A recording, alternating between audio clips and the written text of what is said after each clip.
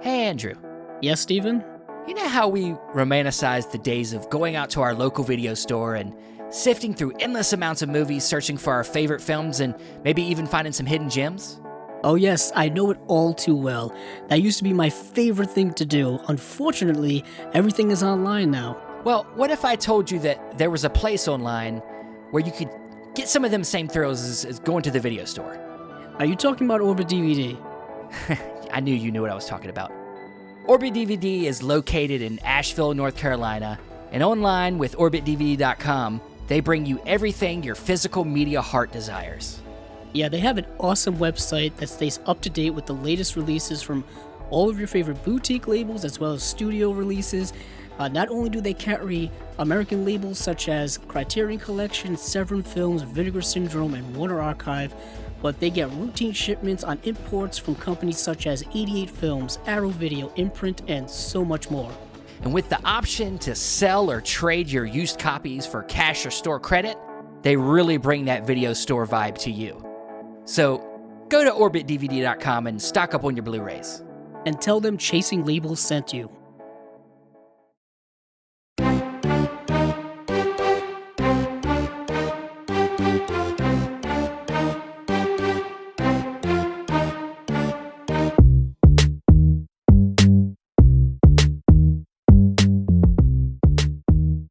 Welcome to another episode of Chasing Labels. I'm Stephen Billings, your host, and as always, there's Andrew Cabral with me. How you doing?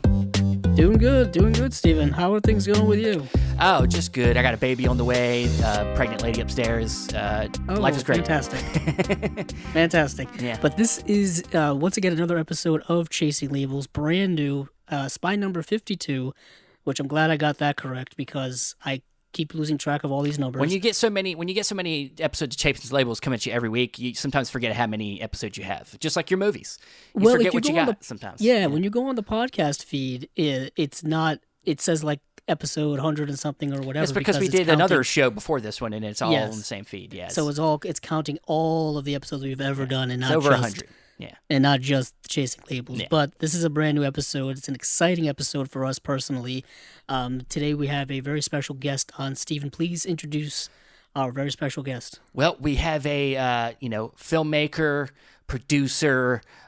He's written some acclaimed works such as Ed Wood. You might know that movie, Tim Burton film. He's done a lot of that stuff. He's done work on films like one of my favorite all-time childhood movies. And it's funny, and we'll get into this because childhood movies ain't really like this anymore, but Problem Child, I love that film. I watched it a lot as a kid. I did too. That was a frequent rental for me at my local Blockbuster. But they don't make movies like that anymore. We're going to get into it. But Very with us this so. week is writer. We'll get into all the stuff. Larry Karaszewski, how you doing, man? Hello. You went really quickly from Ed Wood to Problem Child. Bro. I know. Well, I should have started with Problem Child. I know. Yeah. The transition was harsh, but it was there. Yeah. I'm just so excited because there's so many great movies in your filmography, and I can't wait to go through some of this stuff. Okay, cool. Well, thank you for having me. Well, Yeah, oh yeah, yeah. And of course, we can't talk about Larry Karaszewski without talking about Scott Alexander too. Correct. Yeah. A writing partner, producing partner, partner in crime. Yeah, and I think that's a great place to start. Where did you and Scott meet up for the first time? We met. We met at USC Film School. We're like freshman dorm. We met like in that line where you go get your little lunch coupon or card or something like that. And so we met there. And we both found out we were, we love movies, and we were living in the same dorm, and we kind of manipulated things so that we became freshmen. We were freshman roommates. Yeah. So that's, we actually, the first conversation we ever had was about Herschel Gordon Lewis. Oh, wow. There's a theater in LA called the New Art, which was at the time a revival house. Now it's an art theater. But they were bringing in some Herschel Gordon Lewis movies, and Los Angeles was not a place that was particularly aware of Herschel Gordon Lewis. It was being treated as like, oh, look, these are some crazy ass movies, which they are crazy ass movies. But I'm from South Bend, Indiana, and the drive-ins in South Bend, Indiana, the Herschel Gordon Lewis movies were perennials. Even though they were made in the mid '60s, but they were still playing and shocking people in the '70s. They would, whenever a drive-in, wanted to have a scare fest, they would run, 2000 Maniacs, Blood Feast, and Color Me Blood Red as a triple bill. Wow. Yeah, I mean, filmmakers of that type. We talk about a lot of, because Severin put out a box, or no, was it Arrow? I think it was Arrow put out a box set of Herschel Gordon Lewis. But Severin does a lot of them filmmakers. Like they just announced Ray Dennis Steckler getting a whole box set of films, and I love digging into that side of film that just has so many surprises. Because it's just like the type of films that you write. They're typically very unique people that really just have a passion for film, and I see that's where you bonded with Scott. That you both love filmmakers. No, it's very unusual that our first conversation was about Herschel Gordon Lewis, and we went on to make about Ed Wood and Rudy Ray Moore, which are just they're all in the same pot. Yeah, and really, you guys really kind of broke that type of style of biopic out. You guys, instead of going the traditional, like, find the very successful people and see how they did their success, you went to the people that were less successful in the sense of making money, but were successful in their passions. Yes, correct. Yeah. I mean, it was hard to make, at the time, it was probably hard to make a case of Ed Wood being successful, as he was successful at being labeled the worst filmmaker of all time. But, we thought we decided to write movies about people that we find fascinating, sort of a fringe showbiz history, whether it was Ed Wood or Larry Flint kind of fits in that, Man on the Moon with Andy Kaufman. Got labeled as the anti-biopic, biopics for people who don't deserve biopics, because most biopics were always about, like, Gandhi, or like that. And so we're definitely not doing that. And so it was quite influential. The once we started doing it took a little while, but now I feel like it's actually probably harder to get a movie like Gandhi made now than it is a movie about, like, about Pam and Tommy. Or Angeline, which is they don't get movies now, they get miniseries. Yeah, TV is, and you guys yourself have jumped into that realm not too long ago. Sure. With TV and but yeah, I mean, films, it's just like almost like the epics, or like the westerns. You don't really see them in movies anymore. They get shifted over to TV a lot. And I mean, just plain drama. The studios don't make dramas anymore. It's all done on television. Yeah. And so, we always like to go back to the beginning. So where did Larry, where did little Larry start getting his love for movies? Well, strange enough, it's we've almost already touched upon it. I was a child of divorce and coming of age, like, in the early 70s. I was born in 61, so. My parents got divorced when I was about 9 or 10, and for some reason I really was interested in movies. Just looking at newspaper ads and just looking like, oh my God, look at this, And my dad had me one night a week, and he was just a factory working, beer drinking kind of guy, and he didn't really know what to do with a kid. It was never like a guy you tossed the ball around with, I would say, let's go to the drive-in. So we go to the drive-in. He'd drink a 6-pack or something, fall asleep, and I would watch 3 very inappropriate movies for an 11-year-old. At the drive-in. And at that time, talking about this before, the it's not like, except for those, like, big horror nights and things like this, they weren't really. The triple bills weren't curated. Yeah. They were just sort of whatever movies that UA wanted to ship South Bend, Indiana. They would kind of be one current film, and the 2 others would be just back catalog stuff. So you get, Dario Argento's Cat o' Nine Tails playing with, Sterile Cuckoo or something crazy, where it's just like you were just watching this big crazy collection of motion pictures, and that's how I fell in love with it all. Well, I mean, in a way, it kind of makes for a great drive-in experience because I mean, as much as I love going to see something that's like thematically like together, there's an idea behind what they're doing. It's also great just to get some like jumbled up mess of different types Totally. of films. Rarely do you at home you watch a Western and you say, hey, let's watch another Western just like that. Yeah. No, You don't. like, all right, now let's do a horror film, or let's do Yeah. so What do I we just want watched today? some What do we serious want now? movie. I don't Yeah. want to watch another serious movie. Let's watch a comedy. Yeah. And they would never, I remember I have some newspaper ad with there's a double bill of The Godfather and an Alan Funt hidden camera movie called Money Talks, and I can't think Oh of two wow. movies more totally different. It's just randomly slammed together. But I saw with people always think of drive-ins, they think of horror movies and exploitation. But I saw like Marlon Brando's Burn, the Punta Carbo movie. I saw all kinds of stuff that just you would if they played today, they would be playing at the art house, not at the grindhouse. Yeah. Do you think that's? I mean, that's obvious. I mean, we there's no getting around it. Film industry is a business. It has to, you have to make money, and a lot of decisions are based on that. But back then, there was this sense of just, also of like throwing everything out there to see what happens. And there wasn't like this, because of the streaming now and things like that. There's other avenues. Is that kind of disappointing to you? Do you wish more films that are a little bit more art house? Films, the actual theatrical films have sort of just really contracted. It's now either these, $200 million Marvel Star Wars IP things, or the $10 million Sundance movie. There's no middle ground, and I think most of the movies I love over time were the middle ground movies. There's no Dog Day Afternoon. There's no things like that. So it's I don't have that. The business is dying. It's always, I mean, they always say that. You go back and look at whatever, my favorite critic of all time is Pauline Kael, but if you look at her talking about sometimes the movies of the 70s, and it's, she's this thing in making trash here, and then we all look back now and say, oh my God, it's the most incredible time ever. Part of that was the final,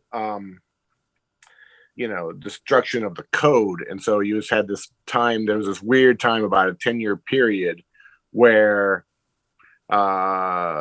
pushing boundaries was actually a selling point. Was something like Last Tango or something like, when you look back at the top 10 money makers of from like 67 to 77, and it's like, whoa, wait a second, really? I'm Curious Yellow. What is I'm Curious Yellow is one of the top 10 films of the year. It's just because people, oh my God, there's nudity in that film, or there's anything that people would put up with a lot of stuff just to sort of like just to see what the new freedom is all about. So that, and eventually that contracted, that in terms of like, whatever, as always, they'd rather see Star Wars. It's a shame that now it is nothing but that, but it's also, I think, probably just the way you guys opened this talking about Problem Child. I mean, for years Scott and I did nothing but tried not to talk about Problem Child, but it's like, it's amazing how you put 30 years on junk, and there's people who watch it on HBO and they love it. So 30 years from now, someone's going to be complaining like, oh my God, why can't they go back to the grand old days of the Marvel movies? Right now we're stuck with this other thing, this virtual reality stuff. What is this? So you never know. Quentin says this, and I totally agree. You can't really judge anything until like 20 years out. And that's films. That's everything. I mean, a lot of times we get. I even think about it in terms of story, because we always are being offered projects that are sort of torn from the headlines, and whether it's Trump or Putin or whatever, and then we're like, we don't have much of an interest in that, because we think it takes a long time for people to be able to digest what's happening. I mean, that's the reason we did The People versus O.J. Simpson, I don't think we would have done that in 1996 or 1995 because it's like you don't know what it all means yet. Yeah. 20 years later, we were, and I think that's why that show was so successful is that we sort of figured out what that meant then and what that means now. Yeah, there's been a lot of instances, especially the last 15, 20 years, where a big event will happen, and within the next few years, it's already got a TV series or a movie. Oh, yeah. And I I'm mean, like, we just saw it. We just saw that happen with, well, I mean, it is currently happening with COVID and the pandemic and all that stuff. Um, Movies were being made about COVID and about, that situation while it's still going on. Like Yeah. the immediacy of jumping on something, really hot and really topical and getting into the zeitgeist seems to be something that people want to do. I mean, it's not I even mean, it's taking okay if years you now actually have something to say, to but you're just say. rehashing what happened. yeah, You And know, there's a lot of these movies right now that are the miniseries that are sort of based on there's miniseries.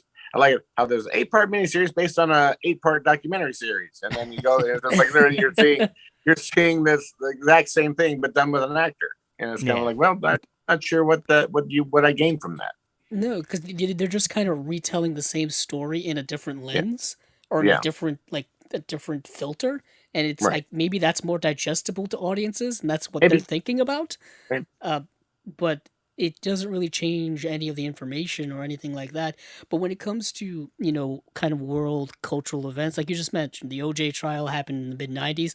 I mean, I was a little kid while it was happening. I didn't know what was going on.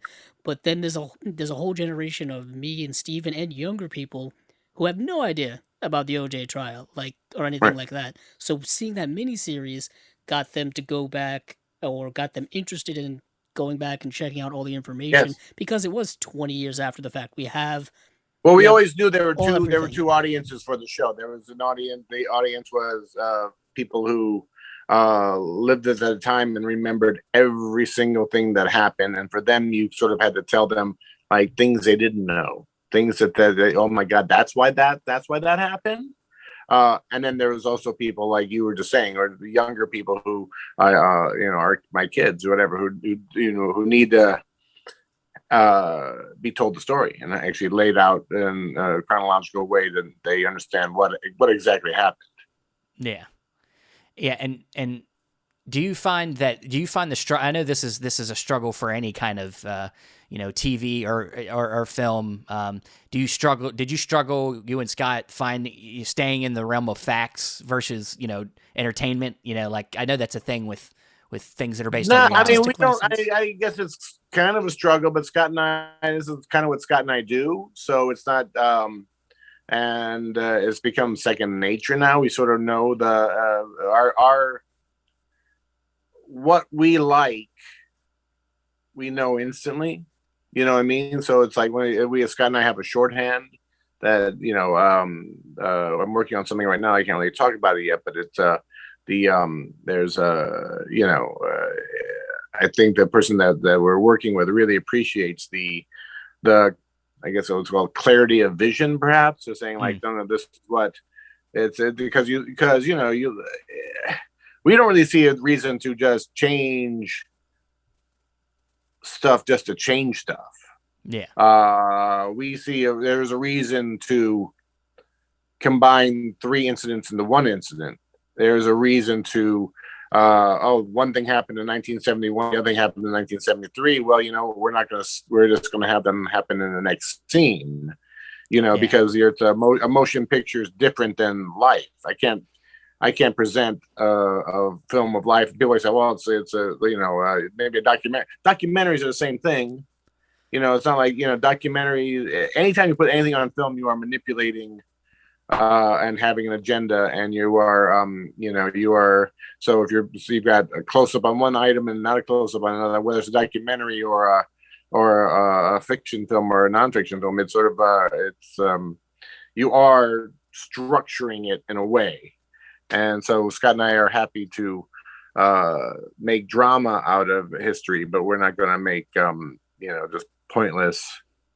And what we like about it is that the whole thing's truth is stranger than fiction. So the problem is sometimes people change the the truth too much that it just becomes fiction. So it's like, Yeah, is the deciding factor on what type of stories you guys like to jump into? Is it more about the like the focal person involved, or is the story sometimes the key factor?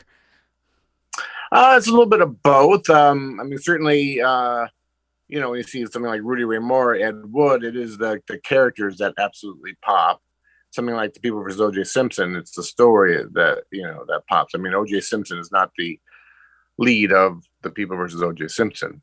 Yeah, yeah. It's you guys have really, I think, found a great kind of niche in that doing that type of storytelling in that way, because like we said before, they're typically you're focusing on people that are very either known for being successful, or we just kind of we get it, and it's been done many times, the same structure, the same thing, where we see them at the bottom and they rise to the top, and then sometimes they fall again and they get themselves back up.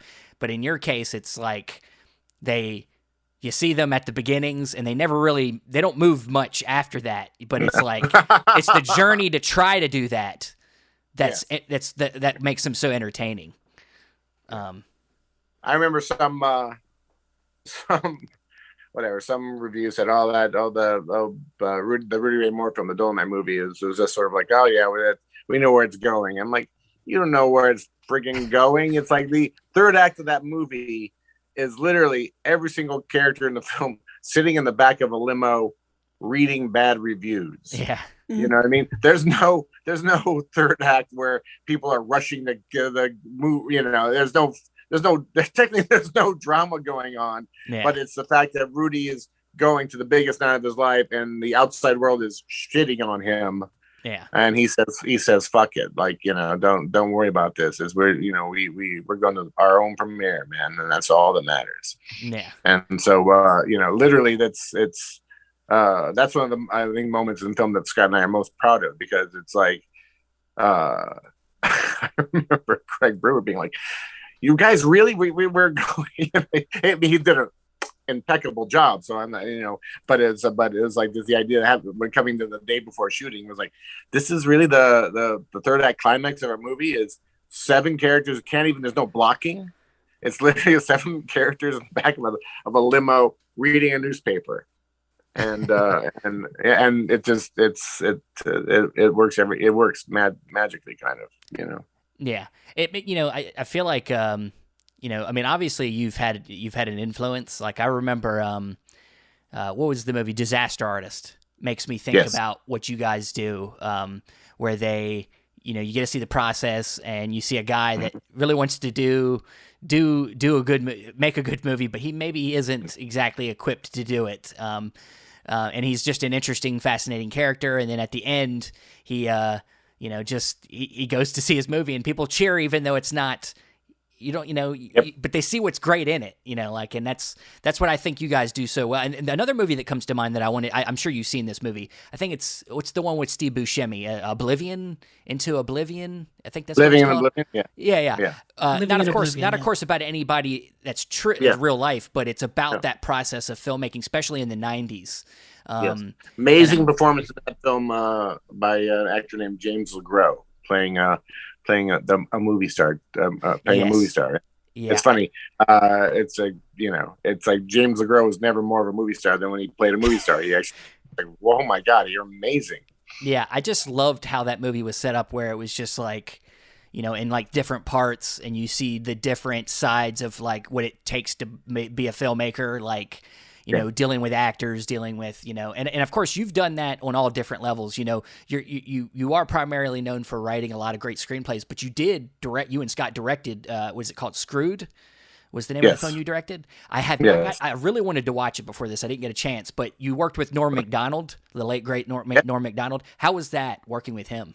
Oh, Norm's amazing. I mean, it's I don't know if you watched that current special on Netflix about the Norm shot before he passed away. But afterwards, there's like a round table with Chappelle and a bunch of other people, and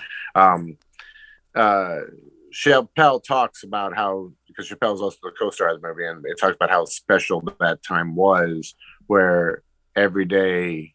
I mean, it's the cast was Chappelle and Norm and Sarah Silverman and Lane Stritch and Dan DeVito, and it's like it was a joy to go to work. Let's just say that. Yeah, and you have a background in comedy, right? You used to do some sketch stuff and stuff. Yeah. I started, in high school, I did a TV show called Beyond Our Control, which was like it was a sketch comedy show based out of South Bend, Indiana, on the NBC affiliate there. And when you just hear the broad strokes of it, it should have just been kind of like a cable access thing, but it wasn't. There was a guy who ran the show who was incredibly smart and did everything he could to put the creative controls in the kids' power, and eventually, and he wound up dying while I was doing it. But the show went on for 20 years. So it was one of those things where you learned early on how to get the job done. I mean, we'd write scripts on Monday and Tuesday night, cast on Wednesday, rewrite on Thursday, build sets on Friday, shoot on Saturday, be on the air on Sunday. So it was like an SCTV or Saturday Night Live thing, but actually it predates both. It postdates both of them too. There's a lot of people out in Hollywood from that show. Myself, Daniel Waters, who's the person you should have as a guest, the guy who wrote Heathers and Batman Returns,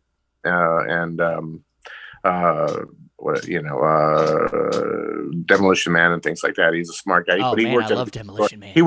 He worked at a video store for many years, and he would have lots of old video store stories. He'd be great. Okay. But he was on the show. Who else?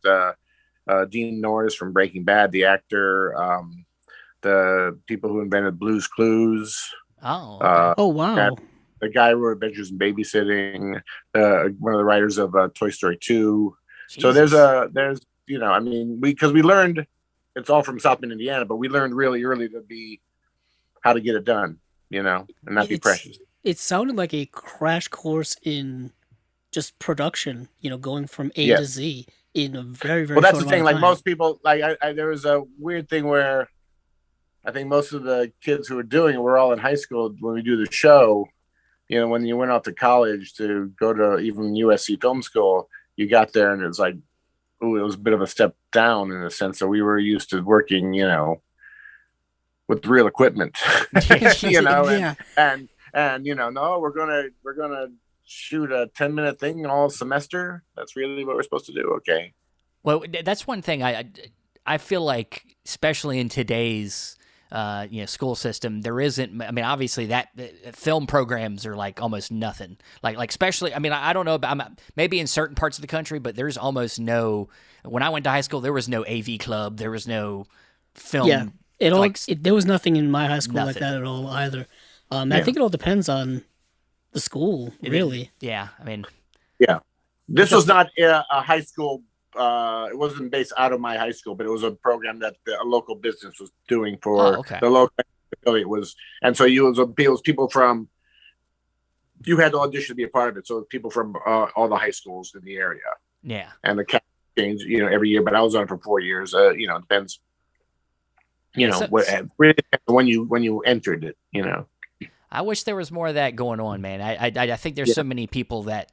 I think high school is you're very young to really know what you want to do, but the way school is nowadays, it makes you. I feel like a lot of times it makes you feel like you can only have a few different pathways, and I wish schools opened up a lot more different things for people at that age to learn and get into. And when it comes to like stuff like this, I think it's more individualized now because of the way technology is and all of those things. You can do things more by yourself versus with a group of people.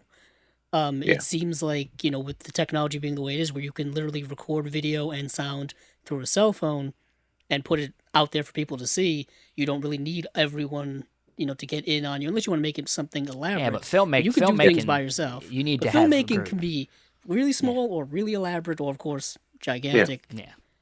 And you need a group for that. Yeah. Yeah, and it's very interesting how different the but there's, generations are. I mean, the back you're saying there's that whole, mumblecore movement that happened 20 years ago, which was basically, where a group of people kind of were like, oh, we can just make a movie in our living room. Yeah. And we have the ability to do this. And look at Sean Baker. I mean, Sean Baker is the maestro. I mean, and so and whatever, they got people from that other movie. I mean, it's the Duplessis. It's all, it's people like that. So they graduate. I think all those people eventually realize, hey, you know what? We actually have to figure out how to get paid for what we do, as opposed to just shooting in our living room. But yes, it can be done. But what's missing, I think what you guys are really identifying is what's missing is the mentors and the people who actually can, just not make it all right, fine. I shot Super 8 movies when I was a kid. They're not, they were kung fu movies, so they weren't, it wasn't like there's any reason to other people to watch them except me and my 5 friends. Oh yeah, I have tons of little videos at probably somewhere in my parents' place that are me doing war reenactments trying to make it into, or like wrestling, because I was big into wrestling as a kid, and making little films about being a wrestler and stuff like that. So yeah, I mean, I just think I agree. There's so much that there's so many things, so many people can do so many things. It's like we've lost that way of making it special and like making kids feel like that it's something that they can achieve. When so many people are doing it, online and things, it makes it not as, I don't know. It's interesting. But I do think you're almost contradicting yourself there, in the sense that probably it's like so many are doing it online, because they all seem to be doing it every time. It's not like 30 years ago there, you wouldn't go somewhere and a 14-year-old kid would ask you to read a screenplay. Yeah. And now if the 14-year-old kid comes over to me and it's like, oh, I want you to read my screenplay, and I'm like, okay, fine. When he was like, well, you want to read my Western, or you want to read my comedy? I've got 2 pilots. I've got things. It's like, grow up first. You don't instantly. All these, you do have all this software that makes people think that they're somehow more professional than they actually are. Yeah. I mean, yeah, it's kind of an interesting. It is an interesting kind of contradiction. I mean, like, it's like we have the ability. I mean, how many movies get submitted to Sundance every year? Like 4,000 movies. Yeah. And the ones they pick are the good ones. Whew. Yeah. Yeah, it's all right. There's just so much show me that the other 3,950. Yeah. Please. Yeah, there's this whole argument where like, oh, they don't make like great independent movies or great small movies. It's all big tentpole stuff, big IP stuff, all the Star Wars, the Marvel, and all this stuff. But there are great hundreds and hundreds of great smaller movies out there. The issue that I think that is at hand is the distribution. It's like, where do people see this? How do people have access to it? And I feel like that's the main issue. It's not that the movies aren't out there. They're there. We just need ways in which we can see them.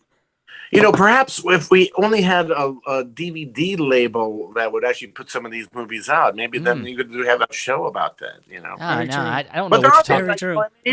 I feel like, once again, I'm gonna fight the. It sure ain't like it was. People have access to everything. Yeah. It's just you don't have hours in a day. Yeah, I subscribe to Mubi. Every time they send me an email about this movie I've never heard of that's supposed to be great, and it's from Taiwan or whatever, it's like, oh my God, I want to watch that. When am I going to watch that? Yeah, exactly. So I also subscribe to Criterion. Now it's the beginning of June. There's all these other movies coming in. Then, oh my God, I watch TCM, and every night there's a whole bunch of other things that I have to catch up on. And then, oh my God, there's winning Magic Time, or there's Winning Time on HBO or whatever. Yeah. So it's like, there's so much content that I'm not buying the argument that no one has access. What you don't have is time. Well, that's part true. of it. But I think part of what Andrew's trying to say is that maybe I don't know if it's distribution. Maybe it's more like trying to get people to broaden their horizons.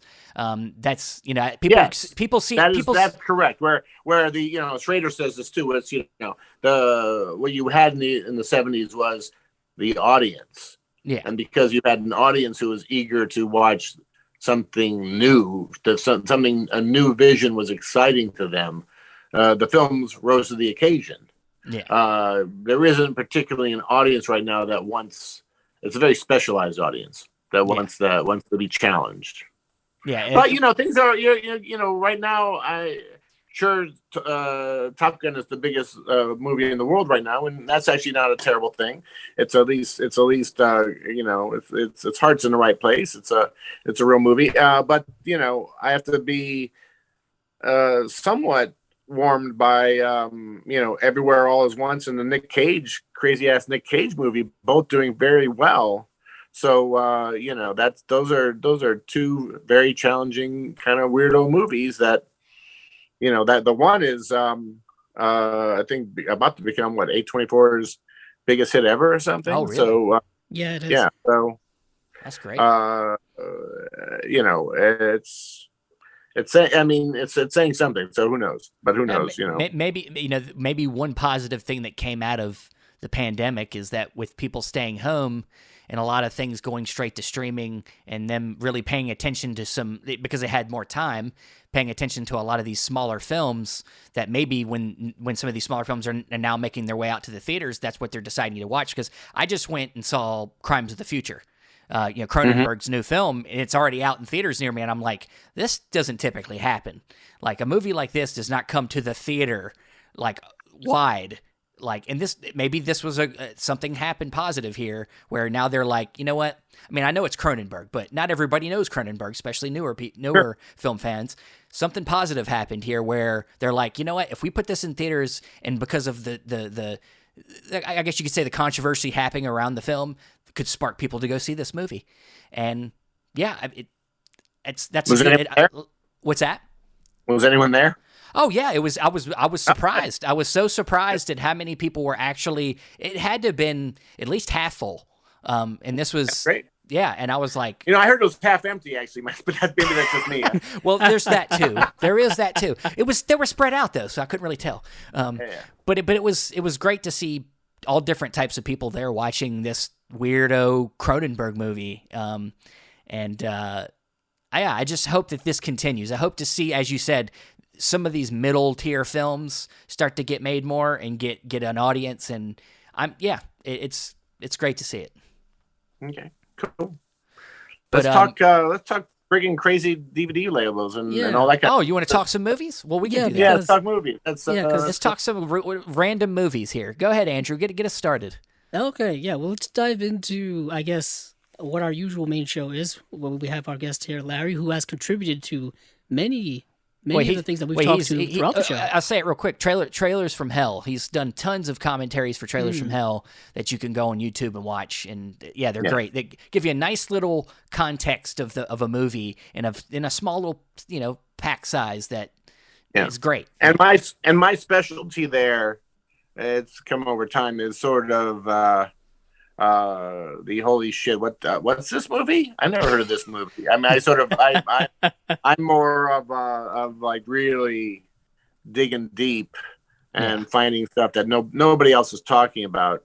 So much so this year during COVID, I did a Trailers from Hell on a lost film, a film that was didn't no longer exist, and because of my Trailers from Hell, it was found. Oh wow! And it's now out there.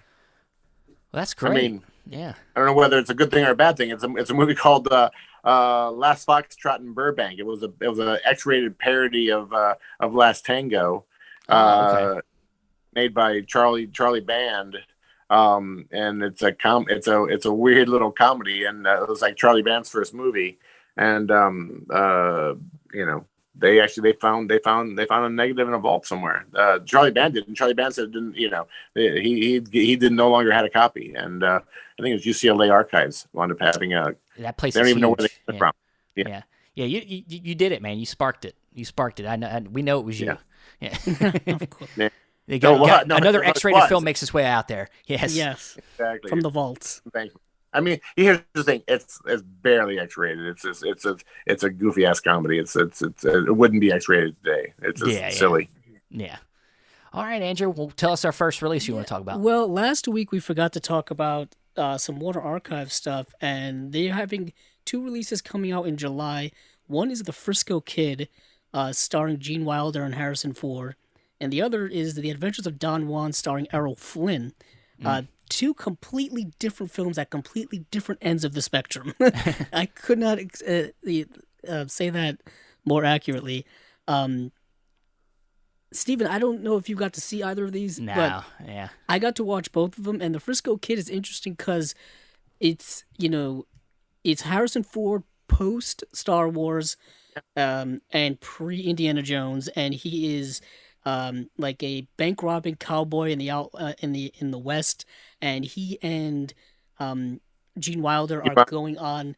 Basically, it's a road movie from them getting from one side of the country all the way to San Francisco, and Gene Wilder is just this rabbi from Poland who's an immigrant, and he's just kind of a fish out of water, stumbling his way through the West with Harrison Ford trying to keep him out of trouble, essentially.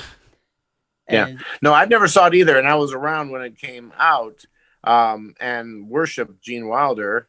And it's always kind of surprised me that I did never see it. It was directed by Robert Aldrich or somebody like that, isn't it? Yes, it is. And it looked kind of funny. I don't know really how well it did at the time. I think it was kind of like almost too high concept a movie. Oh, the funny rabbi in out west with Harrison Ford, and it was kind of but I actually I've never got around to it. But maybe the Warner Archive release will get me to actually finally watch this movie. It is streaming on HBO Max for those of you interested. Okay. So if anyone wants to check it out, it is streaming on there. It's interesting, just kind of, I think it's positioned in terms of both the careers of Harrison Ford and Gene Wilder. Obviously, I want to say this is after Blazing Saddles and after much after Young Frankenstein. This is like this is after peak Wilder, but he's still the man. Oh yeah. In the other film, I obviously Errol Flynn's known playing Robin Hood, and this seems to be something close in that vein. He the swashbucklers are what he's known for, and this is like a 1948 Technicolor film. Starring Errol Flynn. This is kind of also kind of interesting because it's very much, I think, post-peak Errol Flynn. When I think Errol Flynn, I think of him being a big star in the 30s, and then his career kind of waning a little bit, in the 40s and 50s and whatnot. But it's an interesting kind of film for him where he's playing this real-life Don Juan character. It's a fun film. It's not... Like I said, it's not him as Robin Hood. It's not him in Captain Blood. It's not him in The Seahawk or anything like that. It is directed by Vincent Sherman, who's a director that I know. I see his name come up every once in a while. He recently he directed The Hanging Tree. He directed Old Acquaintance with Bette Davis, which I think I have a used DVD of that sticking around somewhere. And it's a good film. I dug it. If you like, he directed one of my my favorite Bogart movies that actually isn't Casablanca, which is All Through the Night, which I actually do a trailer from hell on, where it's believe it or not, it's a Humphrey Bogart gangster World War II comedy, where it's like a gangster and his mob discover the Nazis are having like a little secret meetings in their hood, and so the gangsters basically beat up the Nazis. But it is incredibly entertaining, and it's Bogart at almost at his best. So that's if you want to see a great Vincent Sherman movie, that'd be the one that I would gravitate to. Yeah, Vincent Sherman has quite an eclectic filmography, going from the late 30s all the way up through the 70s. A few films in there that I've seen. Fair in Trinidad is a film starring Rita Hayworth, who's one of my all-time favorite actresses. He also directed Nora Apprentice, which is a film noir. He directed The Garment Jungle, which is a Columbia Film Noir film. He directed a few Bette Davis films as well, like Mr. Skeffington is another one. So he's got a really good filmography. Yeah. Actually, I just watched an Errol Flynn film that I found quite fascinating, which is sort of a Scott and Larry-esque kind of movie. It's called Too Much Too Soon. It's from the 50s. It's Errol Flynn actually plays John Barrymore in it. and it's a supporting role, but he kills it. He really is fantastic in it. It was based on Diana Barrymore wrote a tell-all, one of the first kid tell-all books, showbiz books, like a Mommy Dearest kind of book about growing up the daughter of John Barrymore and being one of the Barrymores, and just having everybody around you be completely alcoholic. And the book was a bit of a sensation, and they made a movie out of it. And Barrymore is played by John Barrymore is played by Errol Flynn, and he does a beautiful job because it's also Errol Flynn a little bit past his prime. And there's that sense of Barrymore, John Barrymore is amazing in movies, something like Grand Hotel. He is such a star. And Errol Flynn has that star power. So when he comes into a scene and you know that everyone's supposed to be mad at him because he was drunk and didn't show up the last 3 days, he can sort of charm you through that. He can try. It isn't like a non-star trying to pretend to be a star. It's Errol Flynn coming in and and this having that. You can understand why she loves her dad, even though her dad is a catastrophe. Yeah.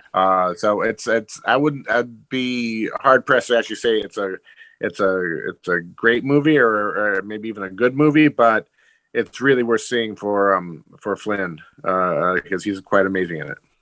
All right. Yeah, I definitely want to check that out. The Barrymore family is a legendary Hollywood family, like many others. Yeah. I know Lionel Barrymore a lot because I see a lot of his work. Of course, he was in It's a Wonderful Life and other films like that. But moving on from there, Stephen, let's move over to Shout Factory / Scream Factory, because literally the next day after we recorded our last episode, they went a little announcement crazy and was like, hey, let's just drop a bunch of stuff. The biggest one of those things, the one that had a lot of people buzzing this week on the social media sphere, is they are releasing or re-releasing Child's Play 1, 2, and 3, all in 4K UHD. This gigantic collector's bundle with all kinds of stuff and posters, and you get a doll that comes with it and all kind of things. But it's once again, these movies are getting another re-release. It is obviously not all the films in the Child's Play franchise, a franchise that is still going on to today. Mm-hmm. They have a TV series now that's brand new. I think it only has one season so far, but this was kind of just a massive thing that a lot of horror enthusiasts and a lot of Child's Play fans were buzzing about this week. Well, you guys brought it up earlier, so I'll give you a little.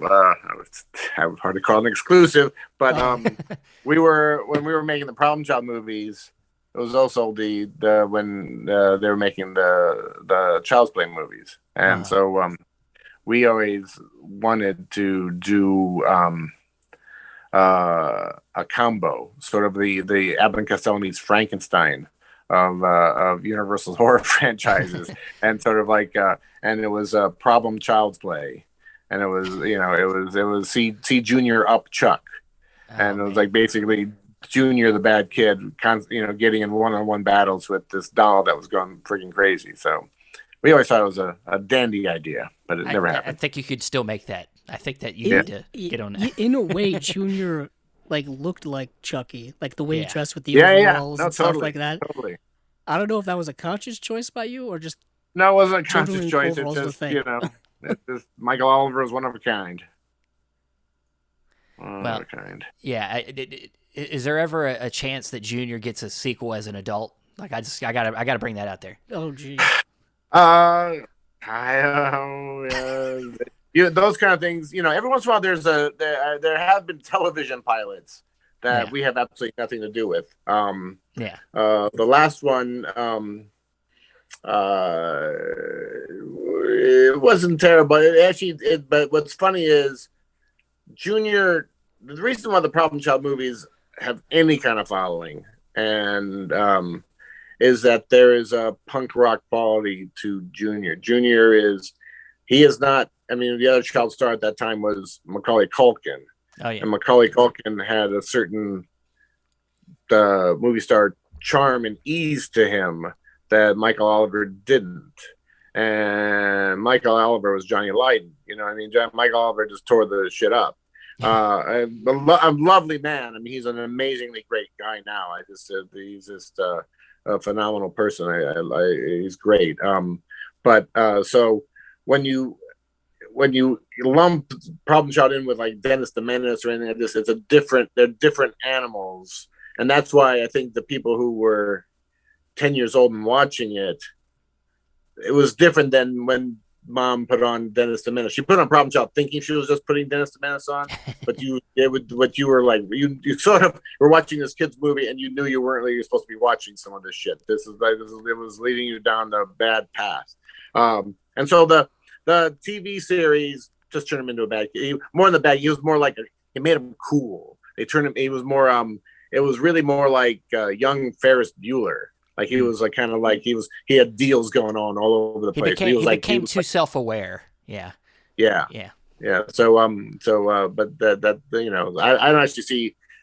Whatever. I was half joking, but like I just wanted to see what you'd say. Yeah. No, I gave you some. I gave you some. You gave me some good stuff there. Yeah, that was actually more informative than I think, Stephen, you were expecting. I was expecting like a no, like right away. Like, straight no. Yeah. But what's not a no, bad transition there, is that Red Dawn is once again getting another re-release. The 1984 film, the John Milius film, Red Dawn, is now getting a 4K UHD release through Shout Factory, and this film's gotten released a couple of times. I know they did a remake a few years ago, which no one seemed to really pay too much attention to, and they just keep going back to this. It was a Hemsworth in there, right? Yeah, and the thing is, it was one of those films that they had made and then they had kept on the shelves for years until they found a time to release it. Yeah, I remember that now. Yeah. And by that point, Chris Hemsworth had become a much bigger star. And I think that happened with Cabin in the Woods as well. Yeah. Where they made that movie and then they kind of held on to it and then they released it, afterward. That's why the characters look much younger. Came out. Yeah. Yeah, and after like the big boom came out, and I think that was around at the time where MGM had gone bankrupt, and their stuff was in relative limbo in terms of who was gonna buy it, who was gonna distribute it. So a lot of those movies kind of stuck on shelves for a little bit of time. But this has nothing to do with the actual Red Dawn that I'm talking about. The actual Red Dawn is the film from 1984, Swayze. John Milius film with, of course, Patrick Swayze. And it's getting a new 4K re-release, which is very interesting to me because I don't think I own it at all right now, despite the fact that it's been re-released so many times. And this is a Shout Select release. Steven, how are you feeling about this? I like it. I mean, I just love Swayze. Can we talk about Swayze? Yeah, more Swayze in general. Larry, are you a Patrick Swayze fan? I'm not gonna badmouth Patrick Swayze. Well, So God bless Patrick Swayze, but not high on my list. I'm Okay. I'm a human being who, you put on Roadhouse, I'll watch Roadhouse. Yes. Of course. But he's not the top of my list. What about Point Break? I'd have to watch it again or something. To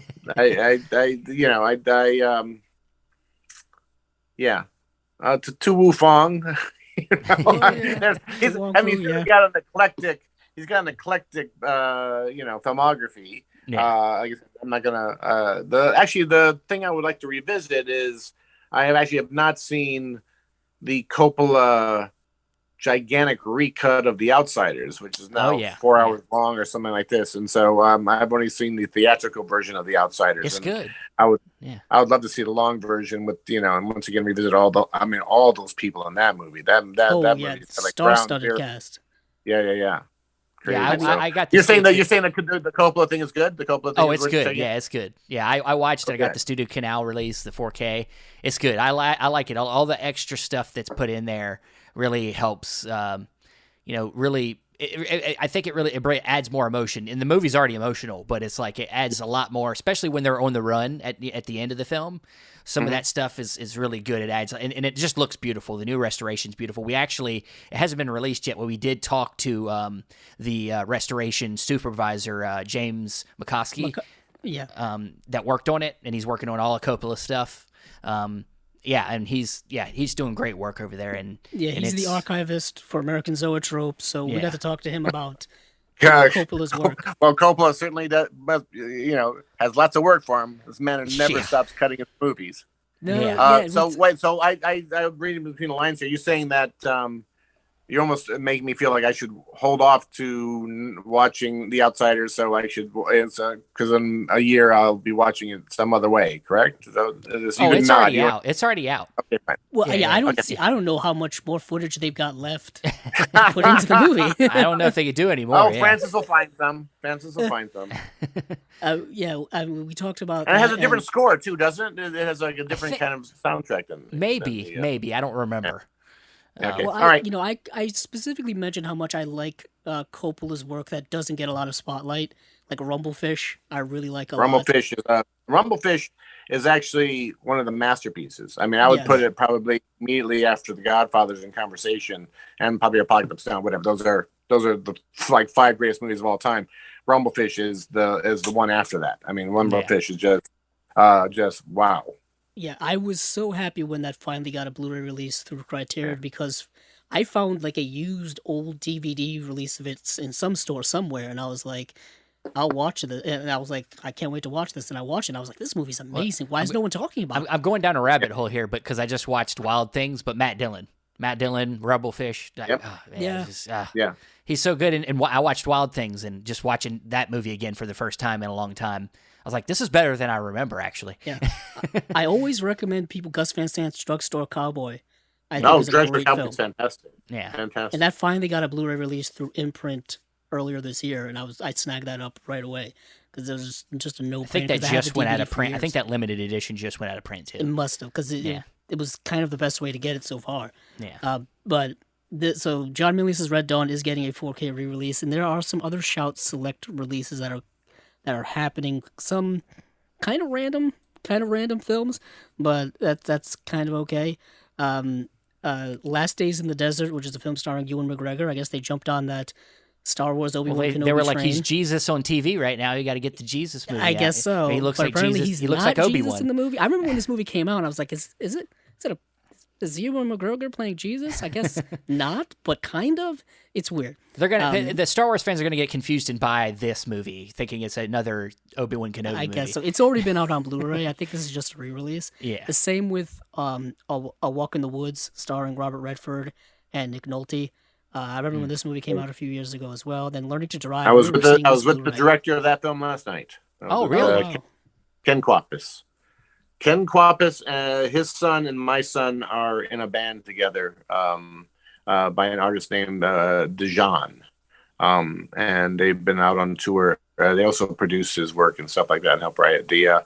And they were out on tour, and they opened for Bon Iver for the first half of the year, and now they were out on a solo tour, and they ended their tour last night at the Wiltern here in Los Angeles, and it was a sold out banger of a show. So that Awesome. I went into the bathroom, and Ken was next to me. I'm like, Ken, Ken. So I hung out with Ken all night. The people you meet in a random restroom at a concert is Yep. incredible. But that movie is getting a re-release, and I remember when this movie came out a few years ago, 2015. I guess is now a few years ago. Yeah. Robert Redford, Nick Nolte. I remember people talking about it. Yeah, I did. Actually, I did the same thing with Ken. I did an evening at the Directors Guild. The Directors Guild, like when movies come out, they have like a Q&A with the director, and I did the Q&A with Ken. And DP, I believe, is the great John Bailey, who's one of the great. So Awesome. Cool. Then the last film here is Learning to Drive, starring Patricia Clarkson and Ben Kingsley. We were talking about Gandhi earlier, and there's Ben Kingsley. Connections. All comes around. Hmm. I remember when this movie came out, I thought this had a release from Sony Picture Classics or someone like that. It feels like it was a few years ago. I remember seeing it at my local Barnes & Noble every time I would go to the Criterion sale. It was just sitting there. But that's all that from Shout Factory. And then I guess we'll move back. I'd watch License to Drive with the two Corys. Yeah. Learning to Drive. More of a License to Drive first. But moving over to our old friends Kino Lorber Studio Classics, who Yay. we haven't talked about in a little bit. We just wait for them to build up their announcements slate. Of course they do. because they're always dropping new stuff all the time, and I'm scrolling way, way down to catch up to where we were before. Um, yes, the last thing we remember talking about, Steven, was Ronin, the 4K UHD getting a release, and we also talked about Tropic Thunder is getting a Oh 4K yeah, UHD release because that was part of the recent deal they made with Paramount for like 70 films yeah. that they could renew license and Don't get me on Tropic Thunder again because know, we're I not doing love this that again. We're not movie doing this and I'll again. sit here and I'll start quoting it again. We don't want that. But typically we like to go through and kind of read these off because there's a few.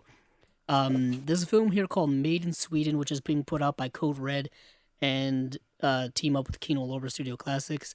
And then there's another film here called A Dandy and Aspic, starring Lawrence Harvey and Mia Lawrence Farrow. Harvey. Yes, from 1968. Directed by Anthony Mann. It must be a later Anthony Mann film.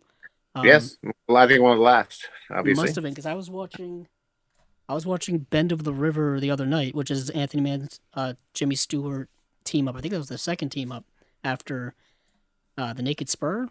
Pretty sure. Mhm. And that was in the 40s. That was post World War II. So that is a late that just jumped. It just jumped high up on my list of interesting films to watch. Yeah, no, I've actually never seen it, but it's one of those movies that always the title is so intriguing that I've always felt bad that I've never seen it. I'm always fascinated by directors' later pictures, just to see, where they've gone to after they've had their big, boom of what they're most known for. It's fascinating to see where a lot of directors end up, Yeah. and that must be one of the later films from Anthony Mann. Yeah. And Made in Sweden, that you mentioned earlier, Made in Sweden is one of these movies I was talking about before. So the I'm Curious Yellow kind of movies, one of these movies that was sort of a European art film that got released here as kind of like, ooh, Made in Sweden. Everything dirty is made in Sweden. Well, yeah, I think a lot of it. Well, whenever I think Sweden, I think Bergman, and Bergman was always pushing the envelope. Even Bergman's movies were sold here as naughty. I mean, you see the newspaper ad for like The Silence, and they treat it as like, oh my god, for adults only. If you only, that kind of. I think crazy. There's a special feature on the Persona Blu-ray from Criterion with Paul Schrader, and he was saying like when he first saw the movie was at like some underground like cafe in like the 60s or something, and it was like that's how they saw like foreign films, was like in these, almost like hiding away. Yeah. Because that was the only way you could see them. Yeah, absolutely. Let's see. Moving on from there is a film called Dream Child, and this is a film I'm not too familiar with. Coming out in 1985, so obviously much. Is it the Dan Home Elliott movie? I think it is. Directed by Gavin Miller. No, is the actor. The actor Dan. Oh, the actor is. Yeah, I believe this is a very intriguing movie. I think it's about Lewis Carroll. The guy okay. Starring Ian Holm. Yeah. I think that's what it is. Let me see. The movie I'm thinking of, it's very intriguing. It's one of those things where it takes the life of Lewis Carroll and kind of makes a little bit of a fantasia, about him and his kind of like weird attractions to younger girls and things like that. But I remember being quite good, actually. Yeah, it is. You are right, Larry. It is. Ian Holm is children author Lewis Carroll. It's a fantasy drama done with puppet master Jim Henson does the special effects on it. And of course, for those of you listening at home, Lewis Carroll wrote Adventures in Wonderland. Alice's Adventures in Wonderland. So obviously, you need to have a kind of unique mind to create that world, to say the least. Yeah. So actually, the first line of Roger Ebert's review is, "It probably comes as no surprise that the man who wrote Alice's Adventures in Wonderland was not an absolute paragon of normality." Oh yeah, shockingly so. Shockingly so. Young girls, yeah. So it's an interesting, challenging movie, but I remember it being good. Awesome. So next up here we have there's been a lot of these older 3D and 2D films, but mostly 3D. The Red and Cyan 3D films getting released through 3D Film Archive, and this is another one here called I think Buona Devil. I think is the name of this. Yeah, Buona Devil, 1952, starring Robert Stack. The poster of this is great. It's got a giant lion jumping out at the audience, and it's like the world's first feature-length motion picture in natural vision, which I'm assuming is like a 3D type of technology that they had at the time. And it's interesting that a lot of these films, a lot of these old kind of 50s 3D films, are getting released now, kind of past the current 3D craze that was around about a decade ago, and kind of has faded into obscurity now. It would have been nice had these been released then, because I don't think a lot of people have the technology to actually watch these in the original 3D. It seems that it's like gone, unfortunately. They don't even sell 3D TVs anymore, or the glasses or anything like that. They don't even show the new movies in the theaters in 3D, unless you get a select IMAX screening or something like that. Yeah. I wonder what they're going to do for Avatar, because that I think is going to have. I think it's going to be in 3D. I think there's going to be. I think that IMAX is kind of taking over the 3Ds. You think? Spot. I don't know. That's part of what was the selling point of the first one, was that the 3D that's why it made was so much money. Is the first one was the first big gigantic 3D movie to kind of kick off the 3D craze, and it ended up sparking everybody going bananas for 3D, and they were like, let's re-release Jurassic Park in 3D, let's re-release Titanic in 3D, let's just go completely 3D nuts and just re-release everything in 3D, even though originally none of this stuff was made in 3D. It wasn't. I will say I did go see Jurassic Park in 3D, because I was like, of course you did, Steven. I love Jurassic Park, and I was like, I don't even care about the 3D. I just want to see it on the big screen again. Did those dinosaurs jump out at you? They did. It scared me a little bit sometimes. No, no, it was great seeing it at least on the big screen, in some way. I'm not a big fan of 3D, but it was great seeing it. So. Yeah, but in the 50s, there was a big 3D boom. I remember Alfred Hitchcock's what's the film with Dial M for Murder is in 3D. I remember buying that Blu-ray. I was at my local store and I was like, hey, do you guys have Dial M for Murder? It just came out in 3D. And I was like, yeah, we have it in the back. I was like, okay, give me a copy. Give me a copy. And I watched that movie for the first time ever in 3D. And it was amazing the way they would utilize 3D at the time. And it wasn't so much the cameras that they had, it was the way they designed the sets to make things appear differently in terms of the way things were placed. And it was just absolutely fascinating. But strange about Dial M for Murder, though, it was made at the tail end of the 3D craze, and by the time it got released, the studio and Hitchcock kind of decided to just put it out in 2D. I mean, so it really, when it came out initially in the 50s, it was primarily as a 2D movie, and later, what we've seen sort of like every 20 or 30 years. There's like kind of a big 3D craze of some kind. I was going to say that. So it, and it always, that and House of Wax always wound up getting re-released because of, see it in 3D. Yeah, when I think of 3D movies from the 50s, I think House of Wax, Creature from the Black Lagoon is in 3D. A couple of those atomic age sci-fi films they made in 3D as well. Really cool stuff. Kiss Me Kate, I believe, is in 3D too. The musical. Yes. Dial M for Murder has that one shot where she's trying to reach the phone, and it's her arm just like trying to grab it, and it's this arm coming out at you. That's probably like kind of known as like the coolest use of 3D until the modern era. Yeah. We were just talking a second ago about Avatar, and if we thought that they were going to put the new one out in 3D, even though 3D has kind of went back down in the sense of being used. Yeah. You think they'll Disney will shell out the money to make sure 3D happens everywhere? I'm sure they will. I'm sure they will. Sure they will. Sure they will. But yeah, Buona Devil is the film we were talking about, where it's 1952, starring Robert Stack. Moving on from there, we're jumping around decades. We're going to 1987 with Number One with a Bullet, starring Robert Carradine and Billy D. Williams, and Valerie Bertinelli, Peter Graves. That's a hell of a team up. Doris Roberts is in the movie. It is a hell of a team up. And I believe this is a canon film. Yeah, I was going to say, I think correctly. it's a canon film. It feels like just the poster alone is like it feels like a canon film. Yeah, it was. I want to know Yeah. what they were. I want to know who they're fighting in this poster, because Billy D's shooting. He's like aiming up, but then Robert Stack's aiming straight ahead the other way. I So think it looks like Billy D's reloading. maybe, what it looks like. maybe. Uh, But yeah, that's number one with the bullet. And moving on from there, we have the Tropic Thunder news, which we talked about, and then there's a bunch of re-releases that we've talked about way back in January. They're finally getting details and announcements, and coming out in August 2nd, are 3 Chuck Norris films. Early Chuck Norris. We're talking like late 70s, early 80s, with The Octagon, Good